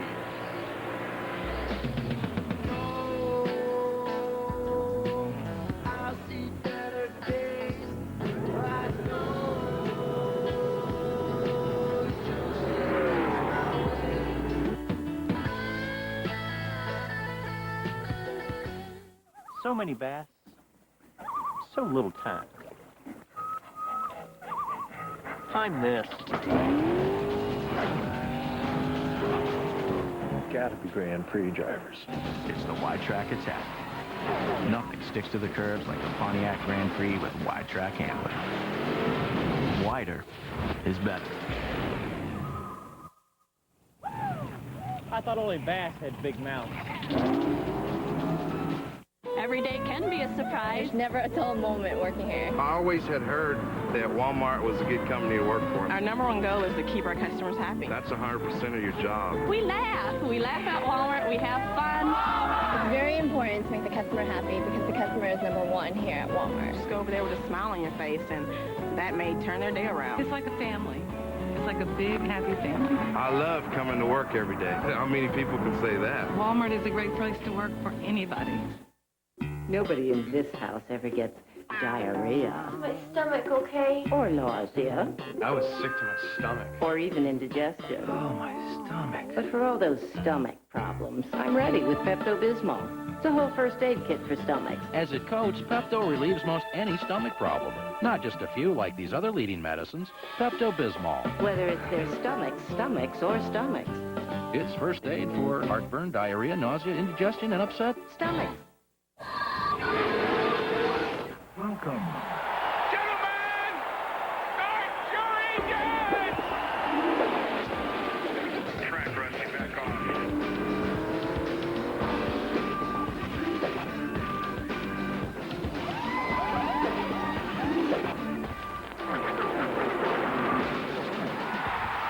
Checkered flag in the win.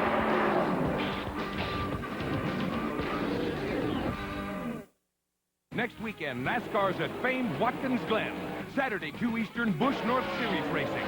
Sunday, 12:30 Eastern, Subway presents Winston Cup racing from Watkins Glen. Last year, Jeff Gordon and Tony Stewart banged door-to-door as their rivalry began. What'll happen now as the race for the NASCAR Championship continues next weekend on NBC?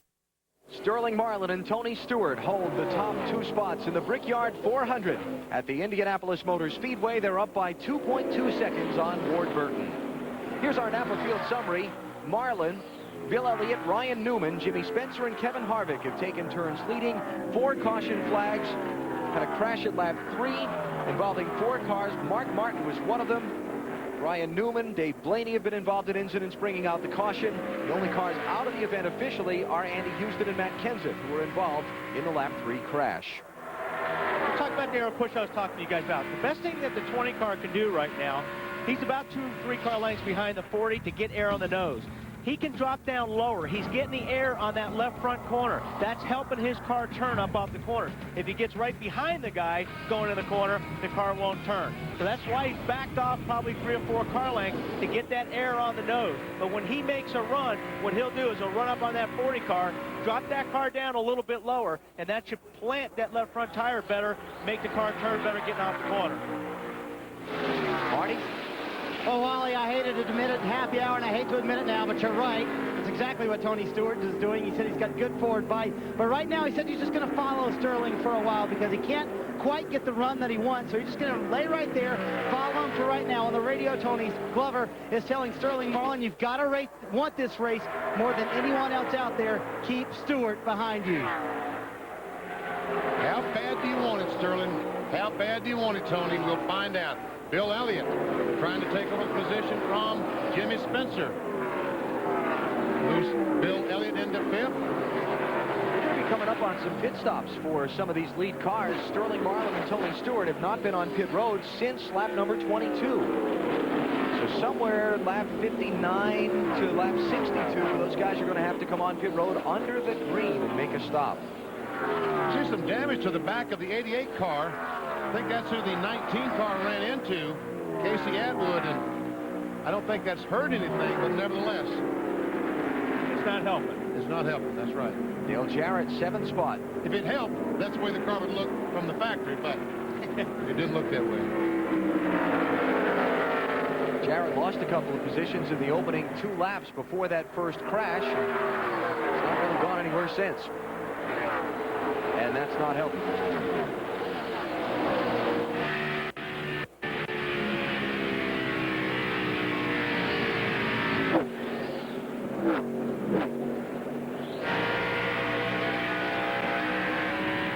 Steve Park is the next car in line behind Jarrett. His name on a lot of tongues in the garage area this morning as a potential winner here today. Yes. See DJ down on those rumble strips like Marty was talking about Tony Stewart being down there and talking about changing those front strips, that black strips on the bottom, on the front bumper. The guy told me that was the 6th one they've had on the 88 car this week. Every time they go on the racetrack, the car was sinking down the racetrack so low, it would grind that rubber strip off, and before the race, they would once again put in a brand new one on the 88 car. And it's not good that you grind that away. When you grind those things away, it takes the downforce away from the nose.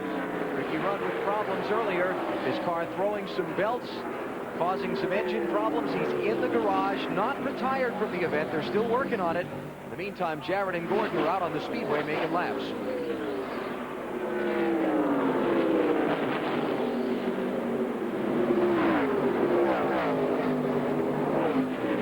Bill Elliott got by Jimmy Spencer a couple of laps ago. Now he's moved up on the back of Kevin Harvick. Trying to work on him. Fourth and 5th place there. Harvick in the white car and Elliott in the red number 9.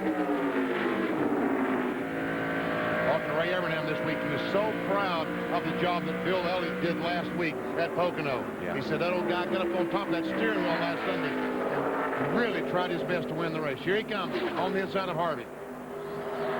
Elliott had a 4th place finish in that race a week ago today at Pocono. But Harvey's got a little bit of damage here, it looks like, on the left rear bumper. And Dale Jarrett under Jimmy Spencer, 6th spot.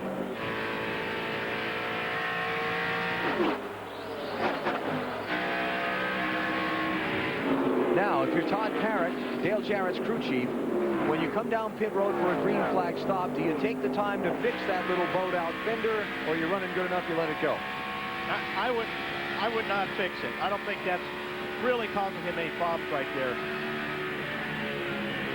Dale Jarrett trying to win his 2nd NASCAR Winston Cup Series championship. Races who have finished lower than 40th. Dale Jarrett's got too many of them. Can't win a championship if you're finishing 40th or lower in a race. No, you need to be up in the top 10, and that's what these guys always, they talk about consistency. That's what they're talking about.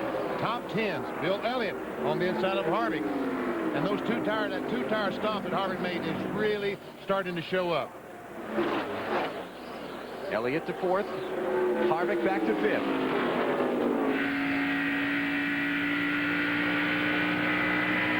Coming up on pit stops for some of the leaders in the Brickyard 400. We'll take a break and come back to cover them for you. You're watching NASCAR on NBC.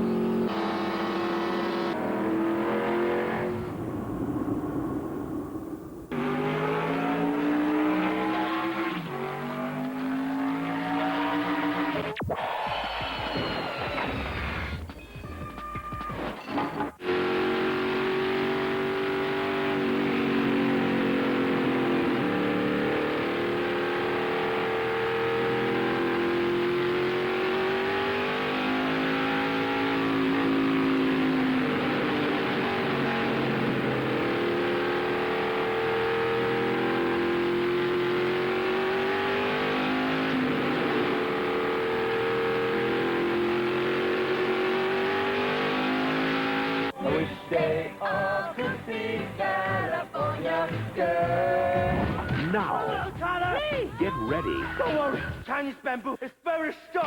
For a second rush. I got this. Chris Tucker. We gonna die! Jackie Chan.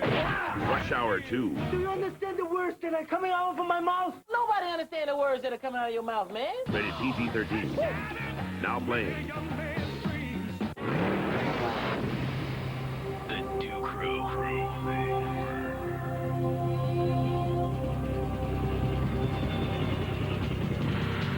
Hey, guys.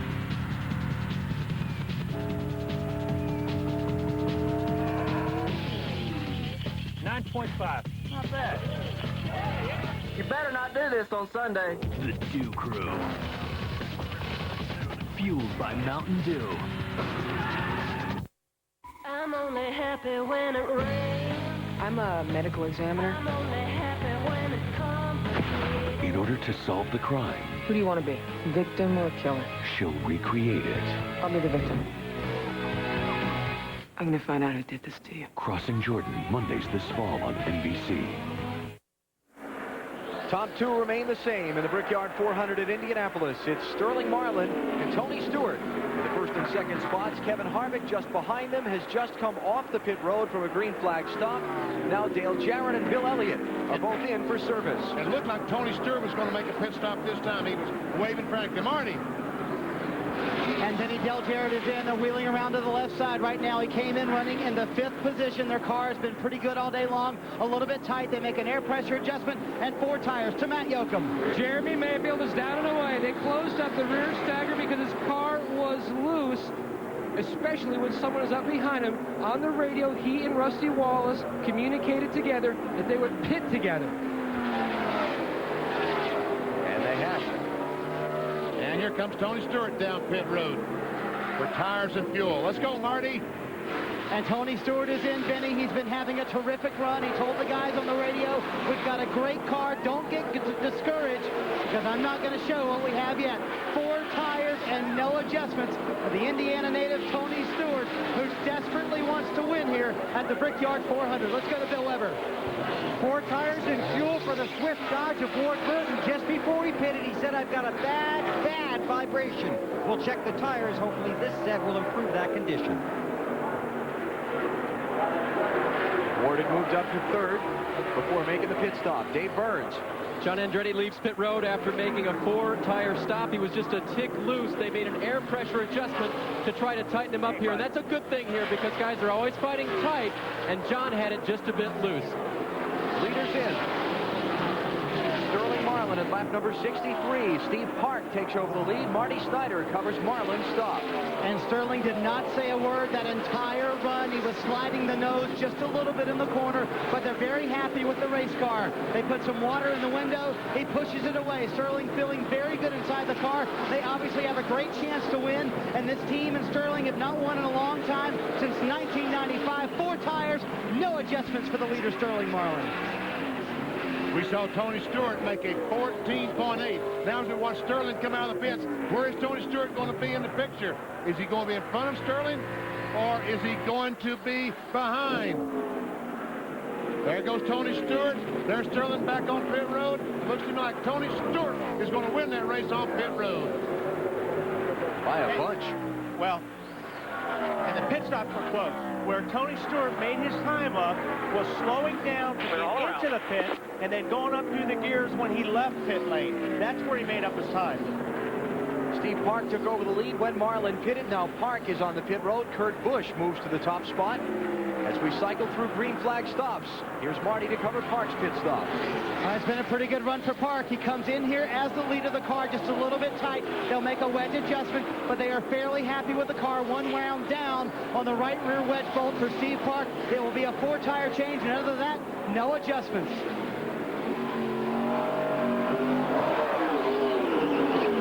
$15.7. 4100, 4100. Good. No problem. No pressure. 4,100 RPMs on the tachometer. No speedometers in these cars, just tachometers. 4,100 in second. That was the pit road speed. Here was our leader, Kurt Busch, coming down the pit road to Dave Burns. Jack Roush's rookie, Kurt Busch, comes in, gives up the lead. They're going to change 4 tires and make no adjustment. The team says the car is perfect, and Kurt so far has driven a great race out there. Kurt started back in 34th. He had moved up to the 14th spot before the stops. 16.7, not bad. Dale Earnhardt Jr. is now the leader. He hasn't come down pit road yet. There's Jr. It's Earnhardt Jr., Bobby Labonte, Jeff Burton, Jeff Gordon, Johnny Benson. Then Terry Labonte, Jerry Nadeau, Jeff Green, Todd Bodine, and Ron Hornaday. Those who were leading that have stopped. Tony Stewart and Sterling Marlin are now back in 20th and 21st positions. Remember, we've got kind of an out-of-kilter sequence of pit stops. Marlin and Stewart had stayed on the racetrack under a couple of subsequent cautions. So these guys like Junior now, they could probably run another 11, 12 laps farther before they'll have to stop. Critical for Marlin and Stewart that the caution doesn't come out before then. Well, actually, it's probably not that big a deal because they stayed on the lead lap. Yeah, that's right. And they would not mind at all if the caution flag came out because they would probably stay on pit road, just assume the lead when all these other cars made their pit stops. So Dale Earnhardt Jr., who's had a somewhat adventurous day, started back in 36th position.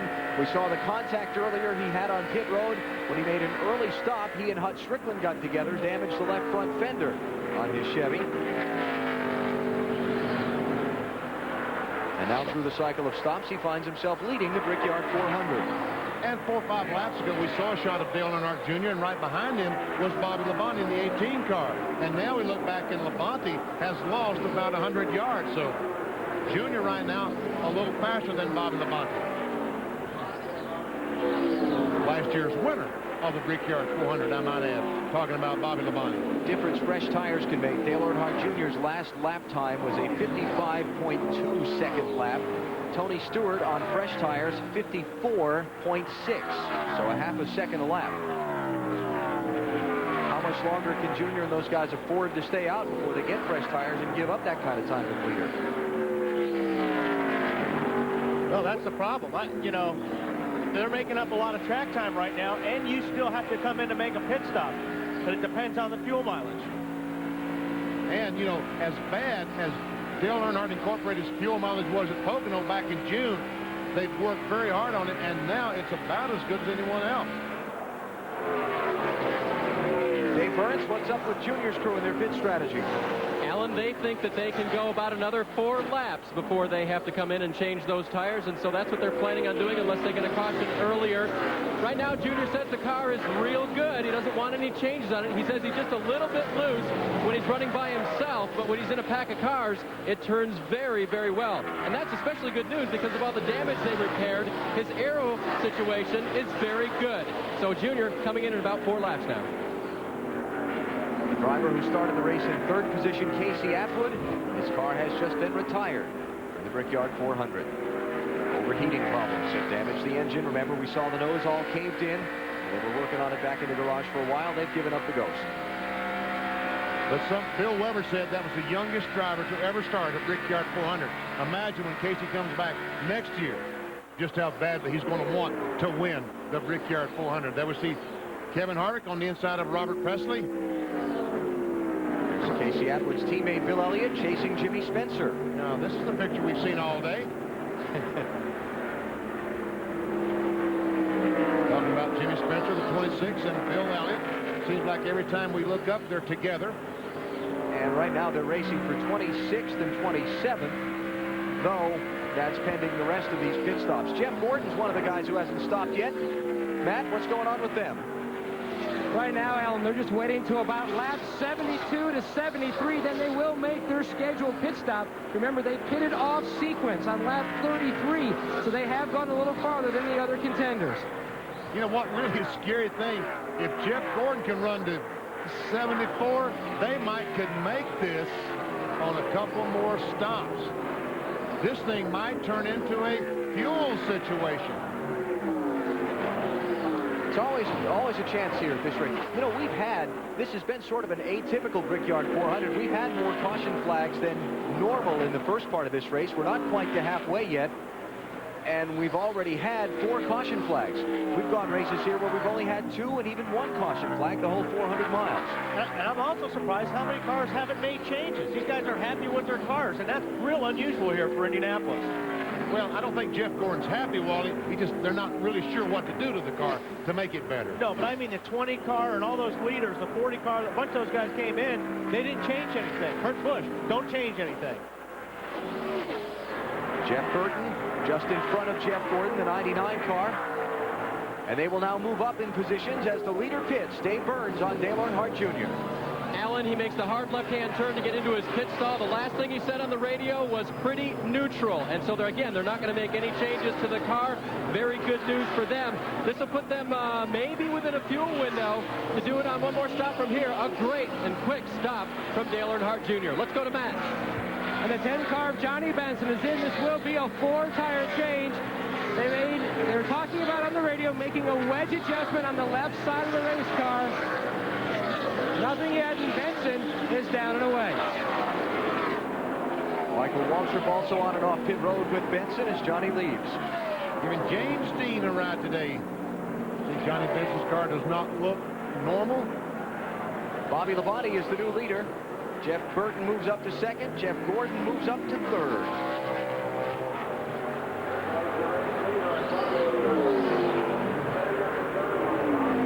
Jeff Gordon would love for Bobby Labonte to make a pit stop so he could lead the race and get 5 bonus points. Because Ricky Rudd has had trouble. Right now, I don't think the 88 car has led the race today. No, sure hasn't. But Gordon is 3rd behind Labonte and Burton, and got to have enough fuel for those two to work. And Bobby Labonte, that 18 car, the green machine coming right at you. His team generally gets better fuel mileage. The Joe Gibbs owned team. than a lot of their competitors. The 99 car is another team. Jack Roush cars get tremendous fuel mileage. I tell you, I would not be surprised if the Roush cars could not make it on one more stop. Jeff going in? It looks like it, yep. I saw him move his hand, so telling the guys behind him he was coming in from the pits. And Bobby Labonte pits at the same time. So Labonte and Gordon are in. Jeff Burton takes over the race lead. It's going to be 4 tires. You need the ice Bill Weber covers Bobby Labonte's stop for us. Well, here comes the defending champ of the Brickyard 400 off the win last week at Pocono. The same car that he raced there. They made that decision in victory lane. They weren't going to bring it. It's going to be 4 tires and fuel for Bobby Labonte. Not expecting to see a chassis adjustment. Good run so far. Watch the fuel mileage. We go to Matt. Jeff Gordon is down and away. It was a 4-tire change for the 2-time Brickyard 400 winner. He said his car was not as bad on entry. Remember, it was loose, but it was still very tight up off the corner, so they adjusted with air pressure.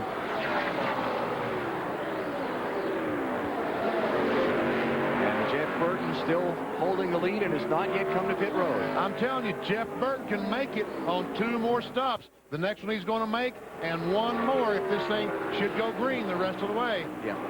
495, that's great. And he ran 54.95. That's not bad. See Jerry Nadeau coming off pit road to the inside of Jeff Burton there on that little access road inside turns 1 and 2.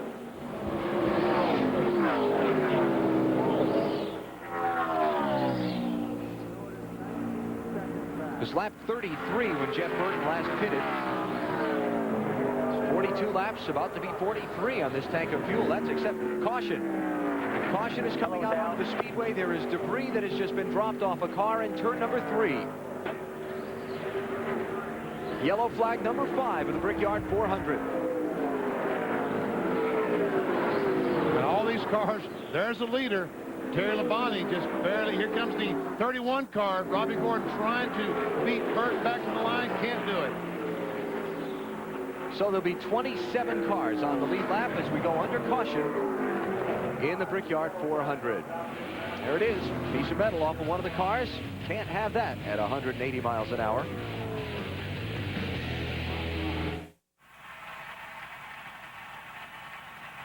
Hey, you ready for a cold one? Yeah.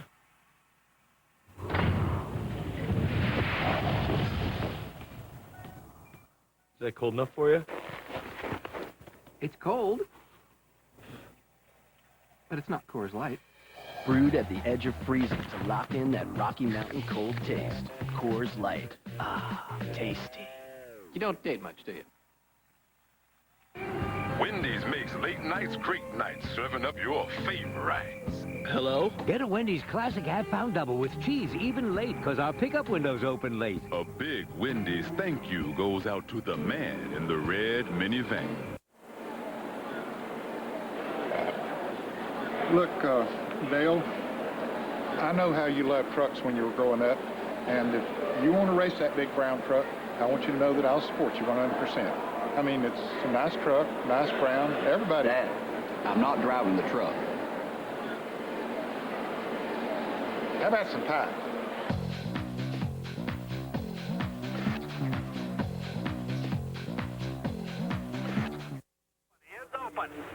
Back in Indianapolis, the big debate. Do you stop once again under this caution? Do you stay out and protect your track position? Tell you what, Jeff Gordon, Bobby Labonte, some of those cars that just pitted there. Tony Stewart, he was headed for pit road and decided not to pit. But Sterling Marlin did come back in. Gordon and Labonte stayed out. Most of the other front runners have come on to pit road for service. Stops with 84 laps to go. Dave Burns. Rusty Wallace is in. Crew Chief Robert Pemberton said, let's come in now, put on 4 tires, and take our lumps, get the fuel window up, and they also want to make another change. He was still a little bit loose. Let's go to Bill. Great run so far for Jeff Burton. Has to watch out for Brett Bodine. They freed him up with air pressure and a track bar adjustment. Kevin Harvick coming off pit road in front of Jeff Burton. Here comes Sterling Marlin. Dale Jarrett's going to get out in front of him. Ricky Craven, tied right. Jeff Green, Jimmy Spencer. Where's Bill Elliott? Oh, he's back there right around Jimmy Spencer. Caution was a big help for Jeff Green. He was second when the yellow flew. Then good pit stop. He just gained a lot of track position from where he was before all these pit stops began. So Tony Stewart's team decides to leave him out on the racetrack. And I tell you what, that was a last-minute decision. We saw Tony Stewart going towards pit road, and at the last second decided not to. Stewart will reassume the lead in the Brickyard 400 as we're 4 laps from halfway at the Indianapolis Motor Speedway.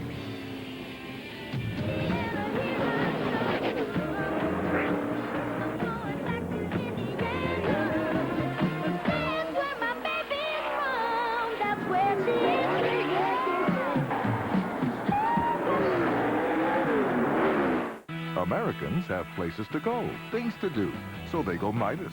Alignment, we do that. Air conditioning, we do that. Brakes, we do that. So for total car care by certified technicians, who does it all? Midas. We do that. There they are. There they are. There they are.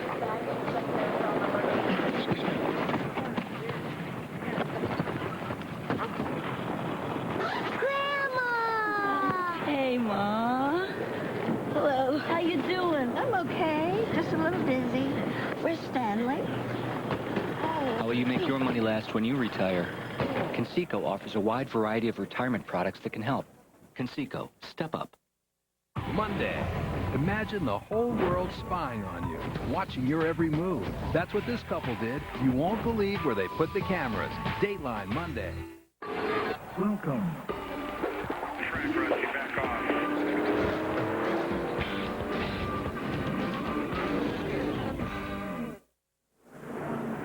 At the Indianapolis Motor Speedway, the 8th running of the Brickyard 400 is under caution for the 5th time. A piece of metal off of one of the cars on the back straightaway has brought the pace car out in front of the field. Here's Ron Hornaday driving the Conseco car as he wheels around in the field. That's A.J. Foyt's machine, and you can log on now to NASCAR.com and check out the Conseco NASCAR Fantasy Challenge. Pick your own team of drivers and see how you match up against other fantasy teams. You might just win a replica of the number 14 Conseco Winston Cup Pontiac. Ron is running in 34th position, and he's just ahead of the leader, Tony Stewart. We're going to have one of those odd restart situations where the leader's back in traffic. We'll set it up for you when we come back to Indy after this.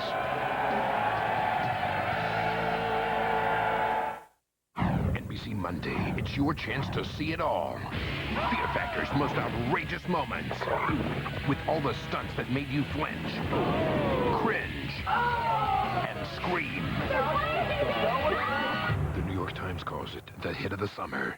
Fear Factor's most outrageous moments, NBC Monday.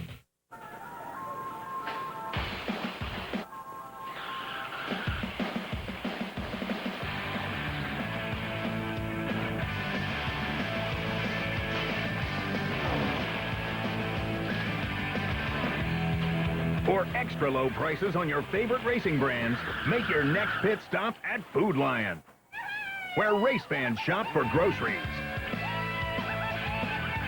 Rookies.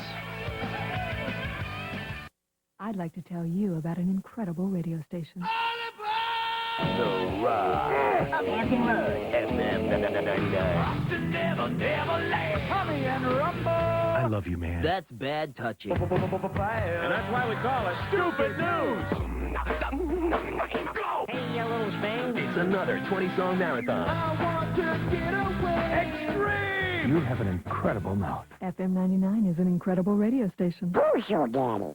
1, 2, 3, 4, 5. Everybody in my Ford, let's go for a drive. I had my choice of low financing or cash back. It's good to have options. 2,000 cash back or 0-9 financing on Ford F-Series. I used the 2,000 cash back towards my down payment. Didn't even know I could do that. And 0-9 lowers your payment by up to $116 a month on F-150. I'm glad I stopped by. These deals are incredible. Visit your neighborhood Ford store during Ford's authorized clearance.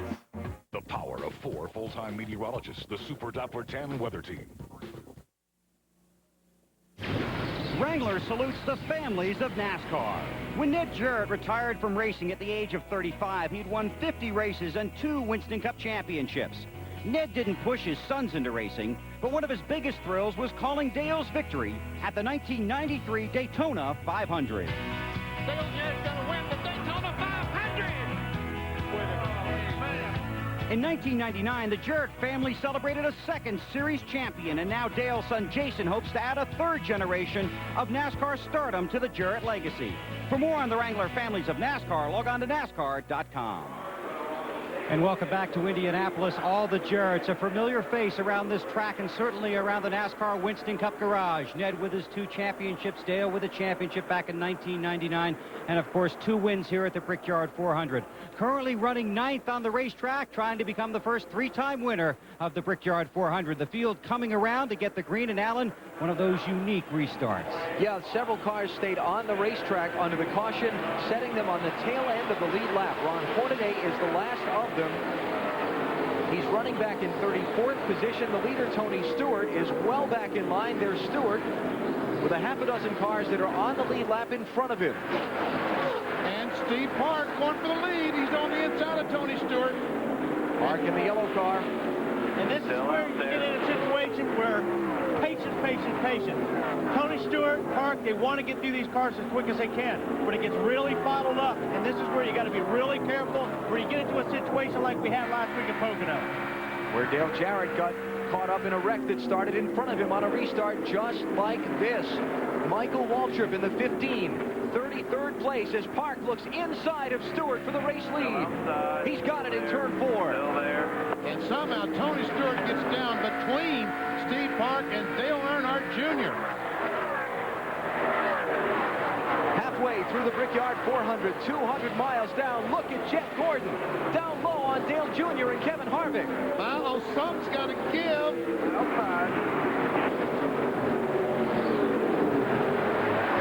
Dale Jr. on the inside of Tony Stewart, trying to take over the second spot, and he will.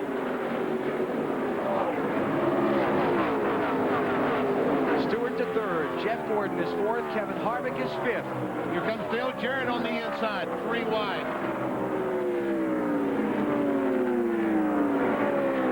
The green car on the right of the frame, the 18, that's Bobby Labonte. He's in 6th.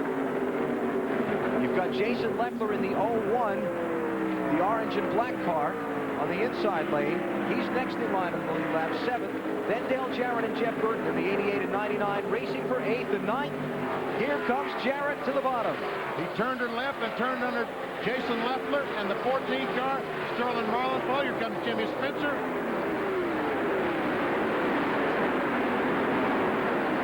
And all I'd say, boys, be careful. Tense, anxious moments. Oh, Jason Leffler just about took the right side paint off that car. He just touched the wall with the right side. Right side tires, I should say. And what we're seeing here a little bit of, guys, are the fresher tires winning out. These are the guys that are charging through the traffic that stopped for tires under the caution. Like I said earlier in the race, this is the time where you make up for the car sliding around. You got fresh tires, you got more grip than you're going to have on these tires from now on. Now's when you can force the issue a little bit more. Sterling Marlin under his teammate Jason Leffler. That's 9th spot. Marlin in the 40, the silver car.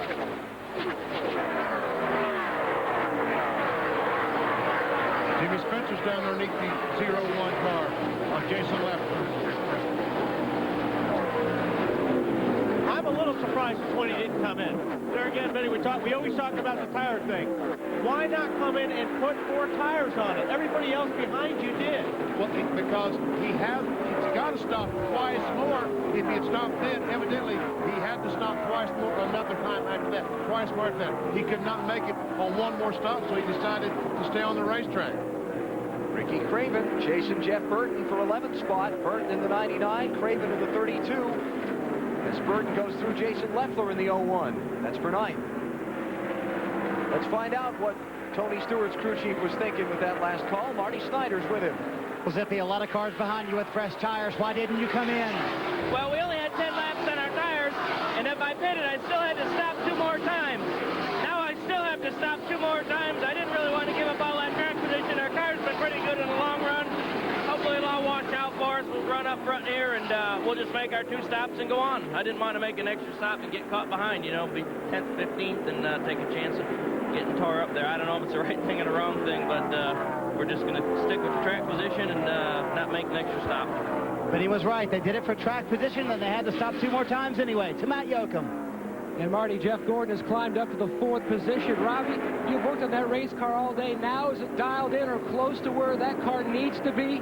It's a whole lot closer. That thing we started way off with it. You know, Jeff was really hollering at us there early, but that was Jeff Gordon at his best there in traffic just a minute ago, looking good.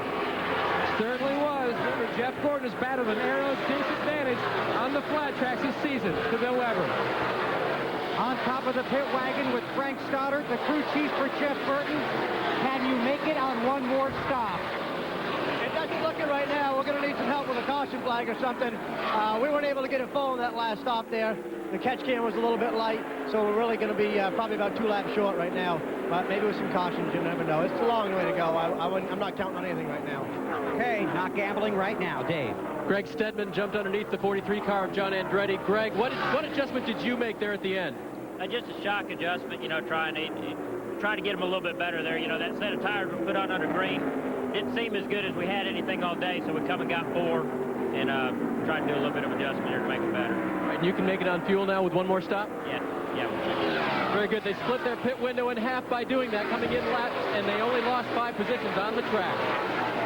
John Andretti back in 23rd position. And Frankie Stoddard said, Your Honor, I'm not lying. I'll tell you I'm not lying.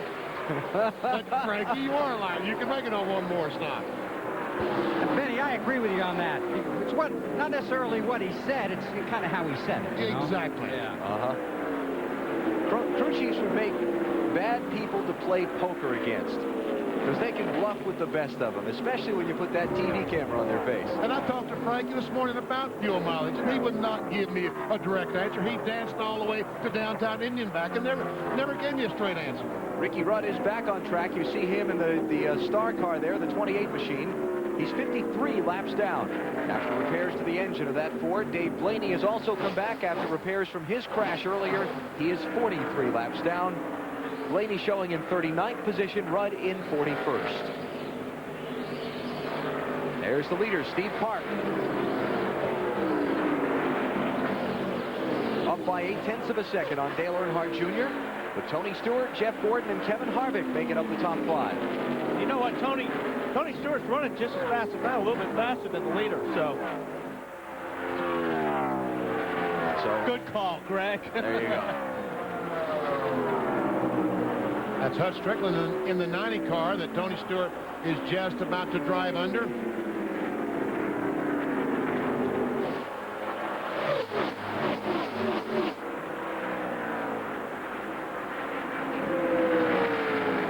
Remember, Dale Jr. started well deep in the field in 36th position. Stopping on a couple of cautions when most of the front runners didn't. Got him the extra fuel mileage that got him up in the running order. And when that last yellow flag came out, he was able to take advantage of the gained track position. Dale Earnhardt Jr. underneath Stacy Compton. Compton, the 30th place runner, was one of those who restarted on the tail end of the lead lap and is now a full lap down to the race leaders.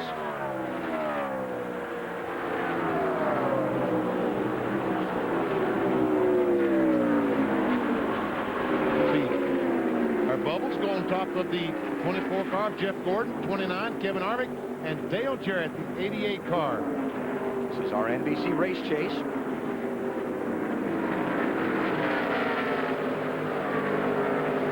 These drivers running in 4th, 5th, and 6th positions.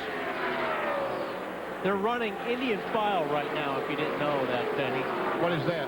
That's what I was told, the term of what happens when they run like that. It's called Indian file. Instead of in a straight line? Right, or drafting. Or drafting. Single file. Single file, yeah. You wouldn't be making fun of a particular member of our broadcast team, would you? Yes, I would. Okay, that's what I thought. And see the relationship between Jeff Gordon and Dale Earnhardt Jr. just at the bottom of your screen. Jr., the 2nd place car. And here's Kevin Harvick. While the 24 car, Jeff Gordon was trying to get by Robbie Gordon in 31. He got bogged down a little bit, and the 29 said, Zep, I'll go by both of you. Old Happy Harvick. Tell you what, though, the 24 car is running a lot lower than it has been all day long, so they did improve that car a bunch. Alan just called the 29 car Kevin Happy. That's his nickname. And you wonder why? Well, he smiles all the time. All the time. But with a season like he's having, it's no wonder. Steve Park and Dale Earnhardt Jr. in the Dale Earnhardt Incorporated Chevys lead the Brickyard 400 at Indy.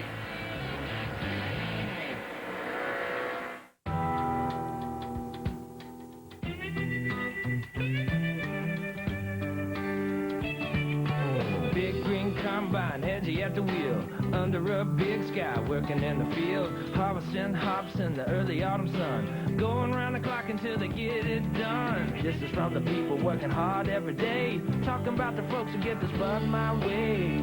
This bud's for you, and you and you and you. This bud's for you,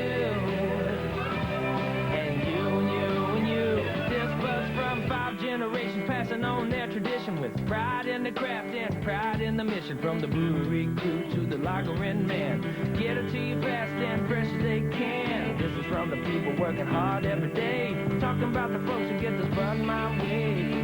This bud's for you, and you and you and you. This bud's for you. So many bass, so little time. Time this. Gotta be Grand Prix drivers. It's the wide track attack. Nothing sticks to the curves like the Pontiac Grand Prix with wide track handling. Wider is better. I thought only bass had big mouths. These days, everything's being called fresh. Fresh brewed coffee. How do you know when it was brewed? Fresh air! Hey, look, fresh picked corn. You picked this? How about you, Farmer Brown?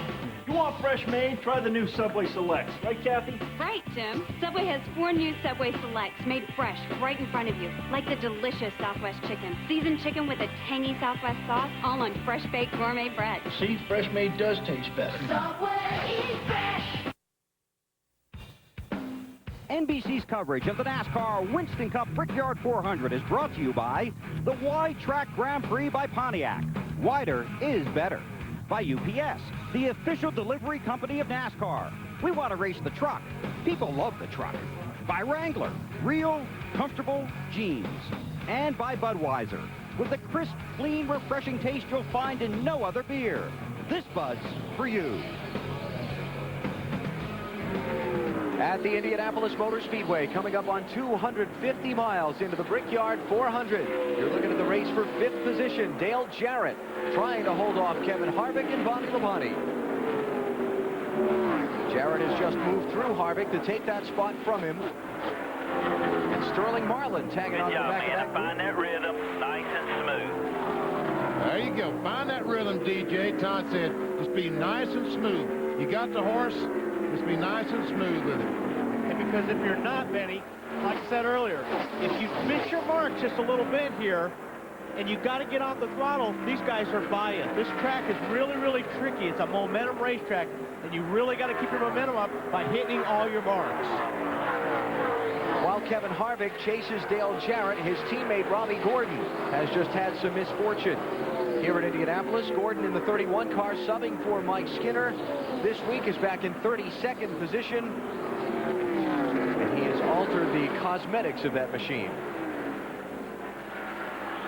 Oh, the 92 car almost hits the wall. Here comes Robbie Gordon, and there we see. Looked almost identical to the 02 car of Ryan Newman in qualifying. Looking ahead from Sterling Marlin's car. That's what we call losing grip coming off the corner.